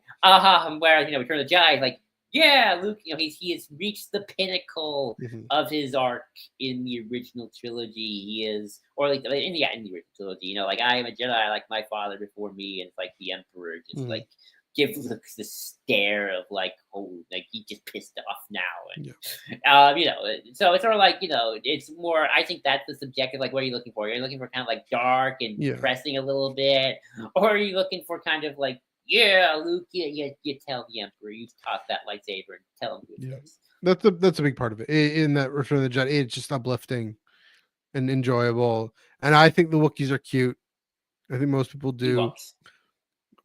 Ewoks. I don't know why I said that. Wookiees. The Wookiees in Revenge of the Sith are fearsome. The Ewoks in Return of the Jedi are cute. I mean, on that note, I also never minded Jar Jar, as we know. So of course. But I want to bring up one more thing about third acts for a hot second, because I remembered. If we're talking about third acts, I still put Return of the Jedi as number 1. If I had to put number 2, number 2, third act, for me. Yeah. Rogue One. Because Rogue One is everything I've always wanted in Star Wars. It truly is everything I want in Star Wars. It is a ground battle, a space battle. I think I would, objectively, this is my hot take. Like, I think even objectively, the ground and space battle actually are intertwined even better in this than in Return of the Jedi. Yeah. It's just the action is great. Like, oh my god, and Yeah, it came out at such an interesting time too because Mhm. of the little cutaways they did with old footage of Red and Gold Leader, which was so Yeah. cool because they both died. I think they both died. I know Red Leader did. The Mhm. original actor who played Red Leader passed away, and they cut him Yeah. into the film with that. And just like just seeing like modern filmmaking space battle, and Mhm. it's so articulate and just so well paced out, and even the ground battle well paced out. It's like, oh my god, this is what like modern warfare looked like in Star Wars. And of course, then you got the Vader scene at the end, which is just Yeah. badass and cool. Um, like that to me is like that's what like again Rogue One. I like Rogue One. I think Rogue One first and second act are pretty strong, but Mhm. it's the third act that's still the best act, and kind of the reason why I saw that film like 10 Yeah. times in theaters going back. It's like, That's oh, interesting. I mean, I think the first, second acts, that's Gilroy's contribution. Obviously, he had a hand in the third act, but what I've heard at least is Gareth Edwards, uh, his ability to guide the viewer through this complicated battle. mhm. Uh, yeah, I mean, the Battle of Scarif is objectively it's the best shot Oh yeah. battle in Star Wars. It's Mhm. again you even just how you're on the ground, but you see what's happening in the sky, and so you then moves to the sky, gets to Merrick or the pilot, whatever, forget his name. Um, like the camera is able to follow through everything that's happening. So yeah, the Battle of Scarif. Oh wow. Another thing to rank as best battles. Battle of Scarif is the best one. Because yeah, I mean, Return of the Jedi, yeah, there's the space thing happening over there, and then there's the ground thing happening over there, and we know that they're connected. We understand how they're connected, Mhm. and of course, in the Palpatine storm room there with Vader and Luke, but they're in different places. Right. Whereas, yeah, this is it was really smart to make for Scarif to be on the ground and then just in the sky and then in space. Right. Um, but yeah, it feels so much more cohesive. Yeah, no, again, not that the Battle of Endor is not cohesive. It really is, but all that's more impressive to say that the Battle of Scarif is even more cohesive than. Yeah. Yeah, I would even argue with Rogue One. It's especially Rogue One. I think it's interesting in terms of rankings, Mhm. and this is like maybe like one of the last kind of things we can kind of cover in terms of like why we rank things the way we do. Yeah. Um, Also, it's kind of the mindset you're in at the time Yeah. when it comes to these films coming out. Like I was 10. At the hype for Resistance was real at the time. Mhm. I loved it, of course. So I mean, you could have hype and then like go see a movie and like, oh, like I'm sure people felt that way about like Last Jedi and even Rise of Skywalker, even Force Yeah. Awakens, with like there's lots of hype and then like, oh, that happens. Rogue One in particular, it's so high though Yeah. because I had like such a history with that film. I started podcasting when that film was coming out. I did like trailer discussions with friends Nice. Yeah. at the time. My buddy Red Leader, who's been on the podcast, I've known him since the Rogue One days, and we did discussions, speculations.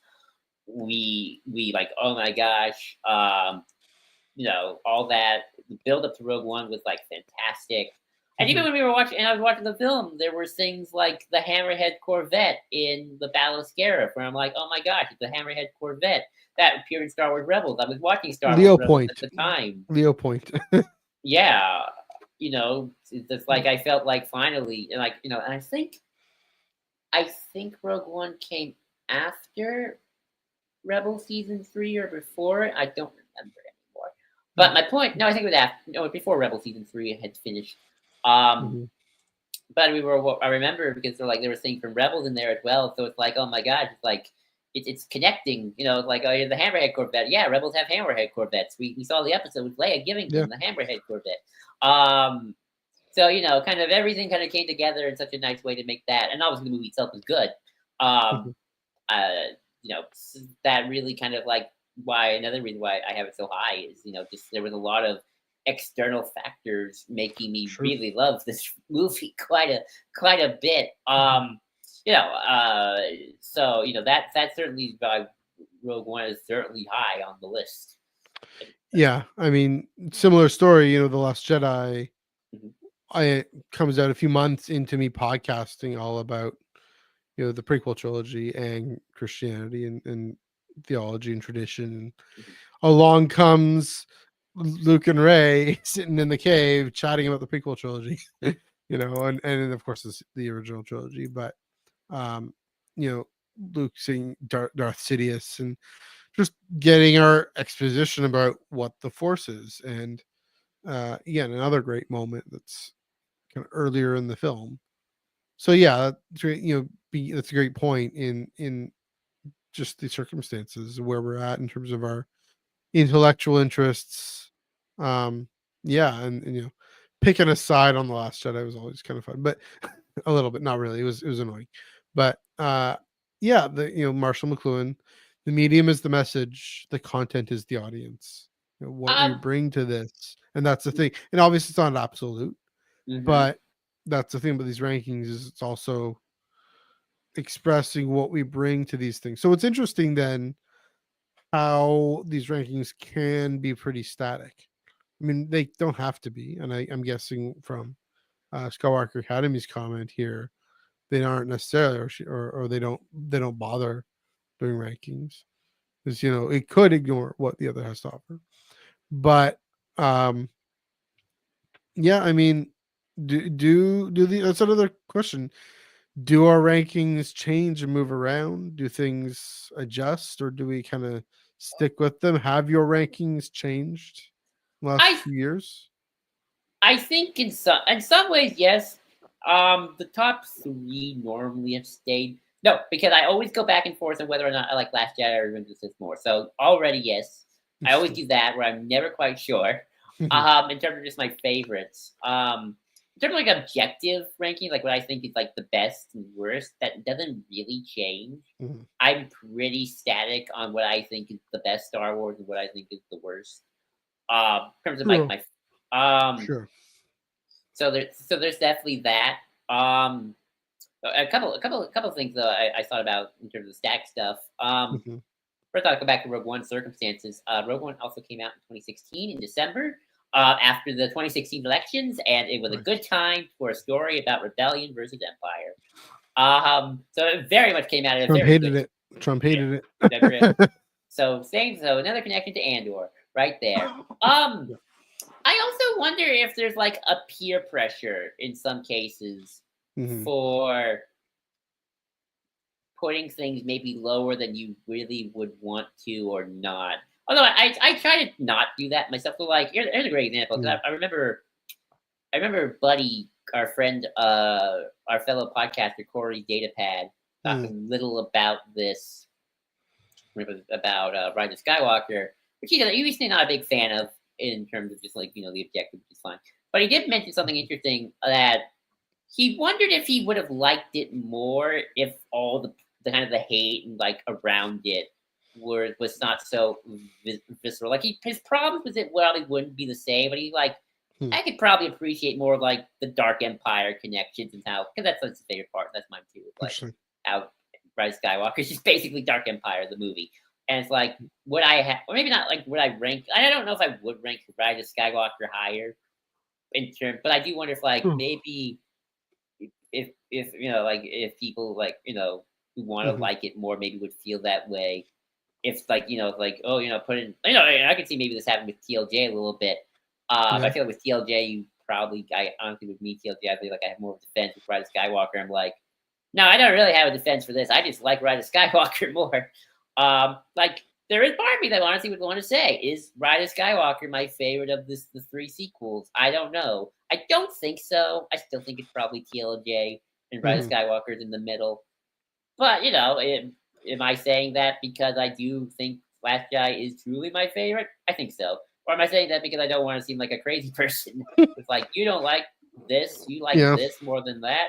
Um, like I feel like I can defend it more with over Force Awakens because of the wackiness of its ideas. But like with Last Yeah. Jedi, like with sequel fans, I feel like that's a little bit harder to sell. Um, or I do wonder if like obviously everyone's different. Like I'm sure like like would people back when it's like ranked just the Disney era movies and Rogue One was getting all the praise. You Right. think TFA fans were like, oh, should I not say I like TFA more because of all the Mhm. praise Rogue One's getting, and I'll just look like a crazy person. I don't think people have that now. I see a lot of that of Force Yeah. Awakens over Rogue One discourse these days. But I do think there's a little bit of that peer pressure kind of coming at it as well in terms of like, do we adjust our list to kind of fit in with our friends? I try Yes. not to. I'm very open of what I like in terms Yeah. of just what I like, even if I don't think it's that good. I mean, that's a problem with the discourse, Hmm. but also a problem with people approaching it. I mean, it's unfortunate that people would have that reaction. Yeah. You like what you like, you don't like what you don't like. But yeah, I mean, that's something that could happen.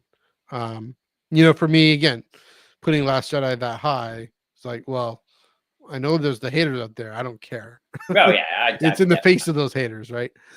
Also, let me tell you, 3 films in these lists that, or at least 2 films, especially in those lists, that people really changed Mhm. because the discourse changed on it, are Phantom Menace and Attack of the Clones, right? Right. Um, Again, that's the thing about the prequel generation is, you know, that whole that all that nonsense died down, and now I can go to the Celebration store and buy this T-shirt. Why not? This is Yeah. fun, silly line by Joe Castanew. It's literally it's on there. Like if it's not in the archives, it's not there. Or she misplaced Camino. um, and I think that's charming. It's kind of silly and goofy and expressive of a deep point about the Jedi at that time. People are like, "Oh, it's just dumb." Um, yeah, and again, so that there is a critical mass, unfortunately, that can affect these voices, but also it does affect our like I think to the comment about Rise of Skywalker, it actually does affect things. Like again, I'll confess, I used to toe the line about the prequels when it was the line, oh, they're not as good, whatever. My favorite show, my favorite sitcom, How I Met Your Mother, makes a joke about here's an actual great case in point. Case in point. Early in How I Met Your Mother, uh, Ted, um, there's a joke about, if I'm held hostage, say something to I'm lying, and so the Phantom Menace is the best film, or whatever. They're making anti prequel jokes.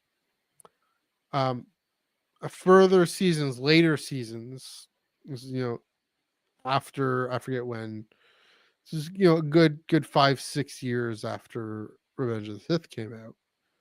Um, you know, Ted is on a date, and he knows this is a date, is also a Star Wars fan. She's, oh yeah, but I like the prequels, and he's all, close enough, right? He's kind of the discourse is, even in this sitcom, had already changed, and Right. so yeah, to actually get some prequel love in there. So yeah, I mean, we'd hope, but also again, I mean, it goes to my point. The flip side of this goes to my point about a badge of honor, an identity marker. You know, that I am willing to at least come out and say, yeah, I think A New Hope. I enjoy A New Hope, Attack of the Clones, and Phantom Menace equally. And I enjoy A New Hope not as much as Return of the Jedi or Revenge of the Sith. There's Mhm. that kind of identity marker of saying, yeah, Revenge of the Sith, also to say it's all the way up there. Um, Again, it's less of a, it matters less now, but Right. back 10 years ago, when I was starting to Mhm. think about these things and doing this, starting a podcast, I'm like, oh, the Phantom Menace. It was about the Phantom Menace. It was the first. Well, the first episode was Shmi and Anakin, chosen one. The second episode was about Revenge of the Sith and Vader and crucifixion, all that weird stuff. It was weird, Right. but it was interesting. I still stand by it. But yeah, to as a matter of, I mean, it's almost a sign of. I know it's kind of silly. It's almost sometimes a motivation. Again, these are one of those things of, are these real visceral responses, or kind of the paths that our minds are led down, is kind of what we're getting at here. But say, oh yeah, I'm starting to look at Revenge of the Sith. It's what, 2010, 2010, 2011, I'm starting to look at Revenge of the Sith more positively. I'm kind of breaking from the herd, kind of like, not giving Mhm. in to the sheeple. That Like yeah, the yeah. prevailing opinion. Does that mean, I'm a free thinker and kind of maybe, I don't know, probably not, but that's a little pretentious. It's probably a lot pretentious. But I We're think that smarter than feeds all of you. but I think that feeds um into some of this. That being said, then, how many people have Revenge of the Sith as number one?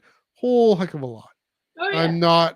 I'm not claiming to be original with this anymore. You know. Oh goodness, Um, no. so Um, I also, and I mean, I definitely brought this up with nostalgia and mhm, circumstances, but also, and I think this can be in terms of like your question about is my list static or not. mhm. I think a big thing that's changed is just age.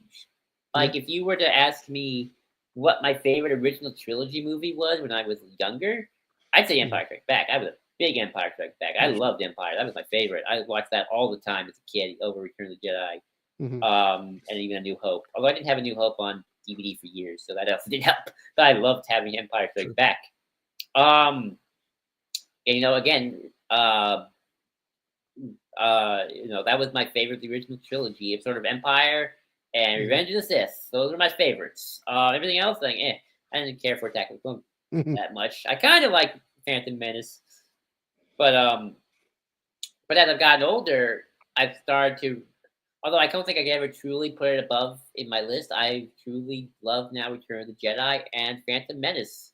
Like I don't think I Yeah. could ever put Phantom Menace over Revenge of the Sith. But they're like, but I will say I've gotten points where it's like I do think I like this maybe more as an adult, Yeah. and even Return of the Jedi because I like the optimism. I like kind of the Mhm. feel good at the end of Return of the Jedi, and I Yeah. love Phantom Menace's just sense of whimsy and adventure, and just kind of like, oh, this is very much an innocent time, like Mhm. um, I like that's so like I definitely and I got old, and I have gotten older. I do think my list don't change that much because Mhm. I think you just start to become a little set in your ways for sure. Mhm. Not that like I'm always open to different opinions for sure, but in terms of like what I like, it's like yeah, I still think I like this a bit more. Mhm. Like like my opinion on Attack of the Clones have definitely lightened over the years. I've had better experiences with it over time. I still think it's probably always going to be in that particular category for Mhm. sure. Um, but yeah, I do think age has sort of become part of it, and also I think age has also kind of made it also a little bit static. So it's a bit of both. I think I'm getting to that point in my life where it's like it's probably not going to change that dramatically, like unless like maybe I could the one big change I can see myself making is I maybe start to really come around again on A New Hope. Mhm. Is one of my favorites, considering how low it was on my list. Yeah, you're one of the very rare people who have rated that low, eh? I just don't rewatch it as much Okay. as I would rewatch the other ones. Um, Sure. I have other things I like about the other ones more, except Solo Mhm. and the Clone Wars movie. Sure. Uh, but outside of that, I just can't see myself changing much of Mhm. my list in my age, really. Yeah. And But the yeah, point about age is really fascinating because it is counterintuitive. Um, we think we want more sophistication. We want darker.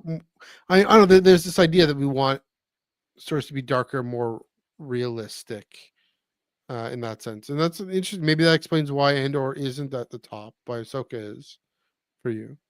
but also Um, the Thrawn nostalgia get us the back to Thrawn that. thing, yeah. That we want that we want this kind of darker, edgier thing. I mean, that's kind of the history of TV for the last 25 years or so. We had Battlestar. This is all my whole theory. We had Battlestar Galactica, we had Breaking Bad. Um, I never y- watched those things as kids, so yeah, uh, and I was like 20 when Battlestar Galactica came out. So, Breaking Bad, we had oh goodness, what am I thinking? Uh, yeah, well, I guess House of Cards, kind of at the end of that. And then we had Enterprise and the first seasons of Discovery. I've mentioned this theory a while, and we kind of went through that. Maybe this is Gen X in their 30s, in their 20s and 30s versus millennials in our 20s and 30s, needing something different. And what we need, it's interesting. You think about uh, I think about Last Jedi and Return of the Jedi in contrast to Force Awakens, because Force Awakens is also uplifting. Return of the I Jedi, don't know. yeah. I mean, it kind of ends with the destruction of Starkiller and all that. Return of the Jedi is, um, you know, well, definitely is the most uplifting. We prefer Return of the Jedi to Empire Strikes Back because it ends on this high note. Mm-hmm. But it does so going through a very introspective, sophisticated, grown up journey that Luke is on at this point. And there he earns the high note. He comes out the hero, and that's actually maybe even more sophisticated, more mature than to simply want the Dark Edge Lord thing. Maybe Kylo Ren Kylo Ren wants Empire Strikes Back, whereas Ben Solo wants Return of the Jedi. Maybe that, kind of putting it that way.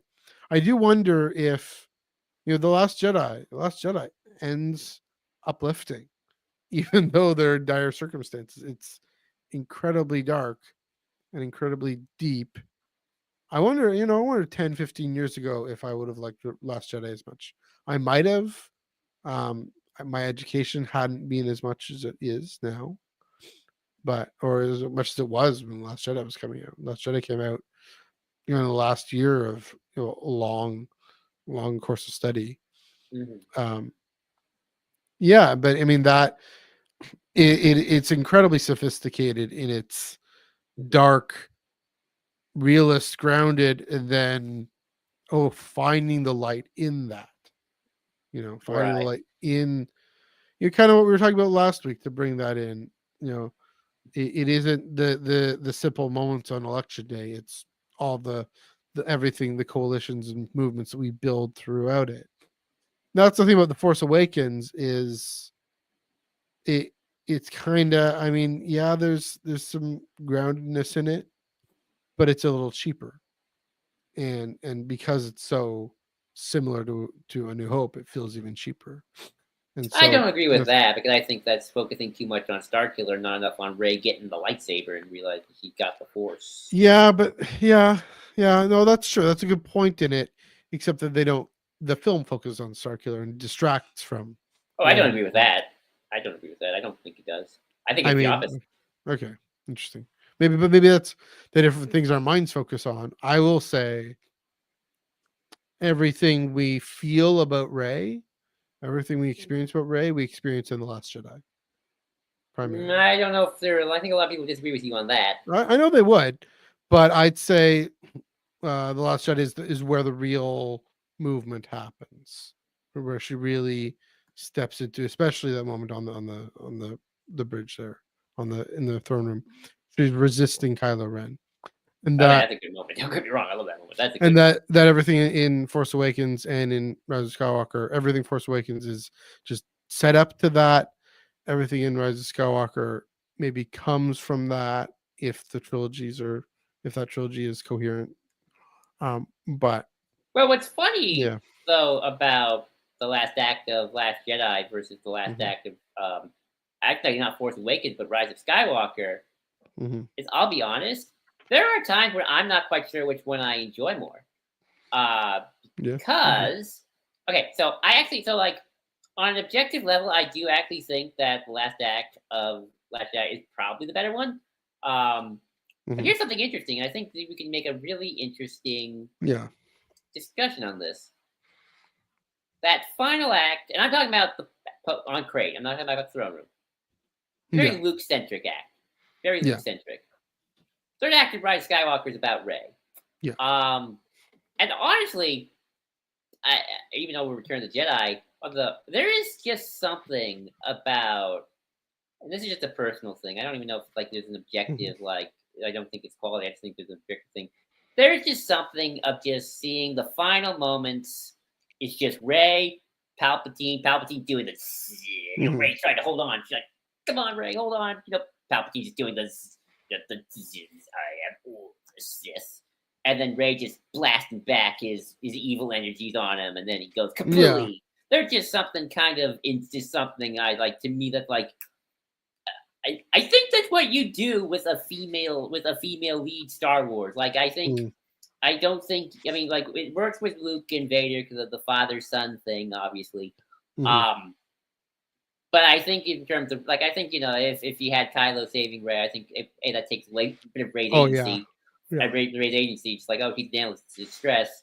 No, I like the Force Ghost thing too. Don't get me wrong, but there's just something about just Rey. It's just like the two of them, down to them, and Palpatine just Yeah. doing his thing, doing his classic zappy moment, and there's just some. I mean, like yeah, in terms of catharsis, it's Return of the Jedi for certain. And then Last Mhm. Jedi, I do think is objectively the better one, and I do think it has catharsis. But like, Yeah. I don't know. For me, it's like as someone who kind of has always sort of imagined stuff like this as a kid growing up. Mm. Rise of Skywalker has a lot in that third act of like kind of stuff I've always kind of dreamed of as a kid. Like again, one of my favorite moments in Rise of Skywalker is when Palpatine does the lightning in the skies thing. It's like that's just like he's like it's Yeah. just he's supercharged now, and just still cool and like kind of that is an epic moment. So Yeah. that I don't know what kind of point I was trying to make with that, but just like But there is more to Ray's journey that Rise of Skywalker does. I It's mean, kind I of do a think big Force point. Awakens has the weakest third act, but I think you're still giving not giving enough credit there and I focusing mean, too much. the Han Kylo Ren moment on the bridge, Well, that I was like the really well put together, really, really gripping. Um, mhm. but just one moment in there. Yeah, and again, I will say, again, none of this is all or nothing. That um, you know, especially in Rise of Skywalker, you know, I'm all the Jedi, and her really standing in her power, stepping into that. And it's so It's the cosmic, equivalent of I'm a Jedi. It's not the equivalent of. It's an echo of, but it's also her own thing. But right? it makes me think of I'm a Jedi like my father before me. But it is her own thing, It's their own right? thing, and Yeah. honestly, this is kind of my little secret hot take. Yeah. It's a little even more cosmic than Return of the Jedi. Like, don't get me wrong, I Right. love Return of the Jedi, and it's so personal to Luke and Vader. But Mhm. there is just something, at least for me, of the last slash all the Jedi, and the last slash all the Sith. It's the culmination of 1,000, 5,000, whatever Yeah. centuries, a millennia of these two religions clashing it out, and it's just Palpatine and Vader in the not Palpatine and Vader, Palpatine and Rey in the Mhm. Sith temple, and at the end, the light side truly wins, and Palpatine's destroyed Yeah. for good. It's just like the cosmic battle has ended. Clearly, it's not going to, obviously, because we got sequels coming up. But in the moment, it feels like it's sort of like, yeah, this is the cosmic war of Mhm. Sith and Jedi coming to its climax. Yeah. And in a way that's not just the Ray using the same tools of violence. She's just deflecting it back onto him. Right. Yeah, I mean that's why I like saying I put Rise of Skywalker above Force Awakens. It had he went for it. He took a swing. JJ did in that one. So Is it executed well? Probably not, but I yeah, appreciate it. So yeah. So that also puts in the rankings, bumps it up a little bit. So there we go. right. We've gone all around, all Yeah. there and back again. Yes. Um, Star Wars. any yeah, and interesting how this discussion led to whole other kinds of discussions just all over the saga here. And Maybe the that's kind of anthologies. and the anthology. I mean, that's kind of Mhm. maybe the point of these rankings at the end of the day is what makes good Star Wars, what makes it my favorite, what makes it your favorite, what makes it lacking, all these things. That's Yeah, I the point. think I think rankings, as long as we're all nice Yes. this is what would be my final point. I think rankings, as long as we're all nice and polite to each other, Mhm. be it our favorites, least favorites, it allows us to learn about each other. And I think, Exactly. That's true. there are people who don't like Ahsoka. It's their least favorite of the Star Wars Sure. streaming shows. And we can talk why. As long as as long as it's not like it's because got to women. It's like as long as it's like maybe it just didn't grab you. Maybe you thought the editing wasn't great. Maybe you thought the Hmm. story wasn't compelling. You Hmm. know why, and I can say why, and maybe we can come to like maybe you got like yeah, I can see your point, but then you can like you see my point, and so on and so Yeah. forth. And kind of just learn about and maybe get different perspectives on Star Wars that you Hmm. never heard before. Like Sure. I feel like I need to bring on like a Force Awakens #1 best Star Wars ever made person now, because I genuinely would love to know their Yeah. viewpoint. Like don't tell hey Dominic, if they're not Dominic with you, but like part of Yeah. me's like love to get like a guest who like thinks Rise of It's a good joke. Skywalker is like the best Star Wars ever, and like have Yeah. him in the room and just like like obviously like battle it out. No, but like just talk to each other. Like me, I don't know. I think it'd Yeah. be a fun thing to Interesting. facilitate to kind of see I'll sit that one out. But you. but no, I get. I Yeah. mean, I think me and Dominic actually agree more about Rise of Skywalker than we Sure. imagined. I just don't get bothered by it. But as someone who truly doesn't see those things, or like someone Mhm. who does see the sequels as a cohesive trilogy, I think Yeah. to kind of go to the more negative, but still to kind of put this point across. I think there is value of someone who is critical of the prequel, as long as they're not, horrible and just like Sure. George shucks, like no, I like someone who just says, like Ken Napsok. He's a great guy. Still doesn't like the prequels that much. Really? Um, He's one of the guys that got the hashtag prequels from. Now you're thinking of not Ken Nap. No, You're not. Joseph Crimshaw and Ken Knapsack. I They thought that was Christian Harloff who did the prequel thing. no, it was Ken Knapsack. Oh, like Christian Harloff and Ken Napsok mixed up, Maybe. or are you getting me mixed? I don't know anymore. I don't know. But Yeah, but I know Ken Knapsack and or maybe not. Joseph Crimshaw from whatever their thing. Oh Yeah, yeah, maybe I'm getting it wrong. But yeah, I I mean, know. but again, there are very valid, nice people out there who are to this day like I still think there are flaws with the prequels, and that's why they're not my favorites. Yeah. And I think there's an Yeah. interesting discussion to be had with that. Or that Um, the flaws are the things that are more definitive. yeah, and That's how you're putting it. as long as they're not mean about it, and we can have these discussions. And I think that's where rankings can begin interesting discussions as to Hmm. okay, why. And just and as long as you got like a nice reason to say, then I think it can lead Yeah. to interesting discussions like we just had today. So that's my final Yes. point. Yes, that's true. But to be fair, no, I'm just kidding. I know it's a joke. I know it's a joke. There you go. I tell there's probably a more serious comment here. Great thing about Star Wars is so much out there, so many opportunities for something to be someone else's favorite. Yeah. Exactly. Or new favorite has yet to be discovered. So That's that's true. true. Because that's the thing is there's always new things coming out. Again, The Last Jedi came out in 2017, late 2017, and before that, the world had not been exposed to it. And now that it was, people lost their minds, and other people fell in love. And clearly, you and I are completely enamored of that film. Oh yeah. Yeah. Who knows? Like this biblical epic. What's his face? James Mangold. James Mangold, biblical epic. That might be my favorite film. Yeah, it might. I mean, it has a shot. It has a non-zero chance of happening. Oh, who knows? I mean, you say that, but who knows? Like maybe the most unexpected Star Wars that you thought you would never like will one day become your favorite. Maybe the Rey film, yeah. Maybe one day I'm old and crusty. Like, you know what? Force Awakens, just that good. I'm just kidding. You never know. That's also a non-zero possibility. Probably also talking about the streaming shows. Love Rebels. Got into Rebels after I did. That's an interesting thing about and that. This is a whole other can of worms. There we go. Yeah, the Rex. This one here. Thank you. whole other can of worms about release times and um Yeah. I guess you'll probably also mean kind of the discourse the conversation around it. Well, Um it was the show but that also replaced Clone Wars, and people did not handle but that like well. the podcasts and everything around that. Like how there was some energy there. But also, I mean there's the thing about being able to binge it. That's the thing with Clone Wars. Uh, I didn't watch it while it was airing because I had this anti prequels nonsense. You're like, oh, George Lucas, why are you giving us a kids show set in the prequel era?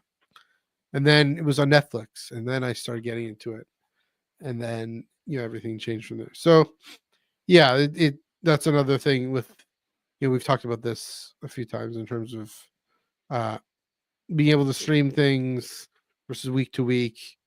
Um, not so much as a strategy.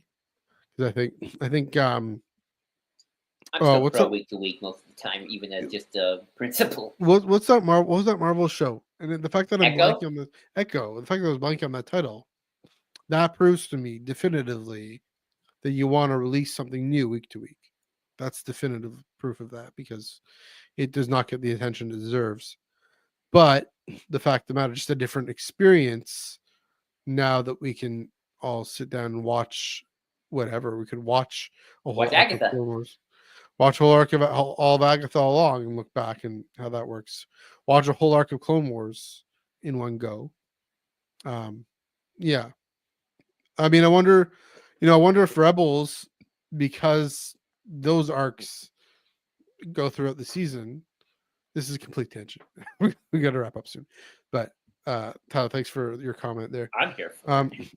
because the arcs go across the season, if I wonder if watching it binging or streaming like with watching a season within a week or two is a better experience.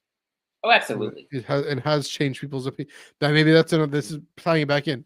Another thing about the streaming ranking, if that's changed people's opinion. I talk about the Acolyte episode 4. If they just released episode 5 right after, we wouldn't despise despise is too strong.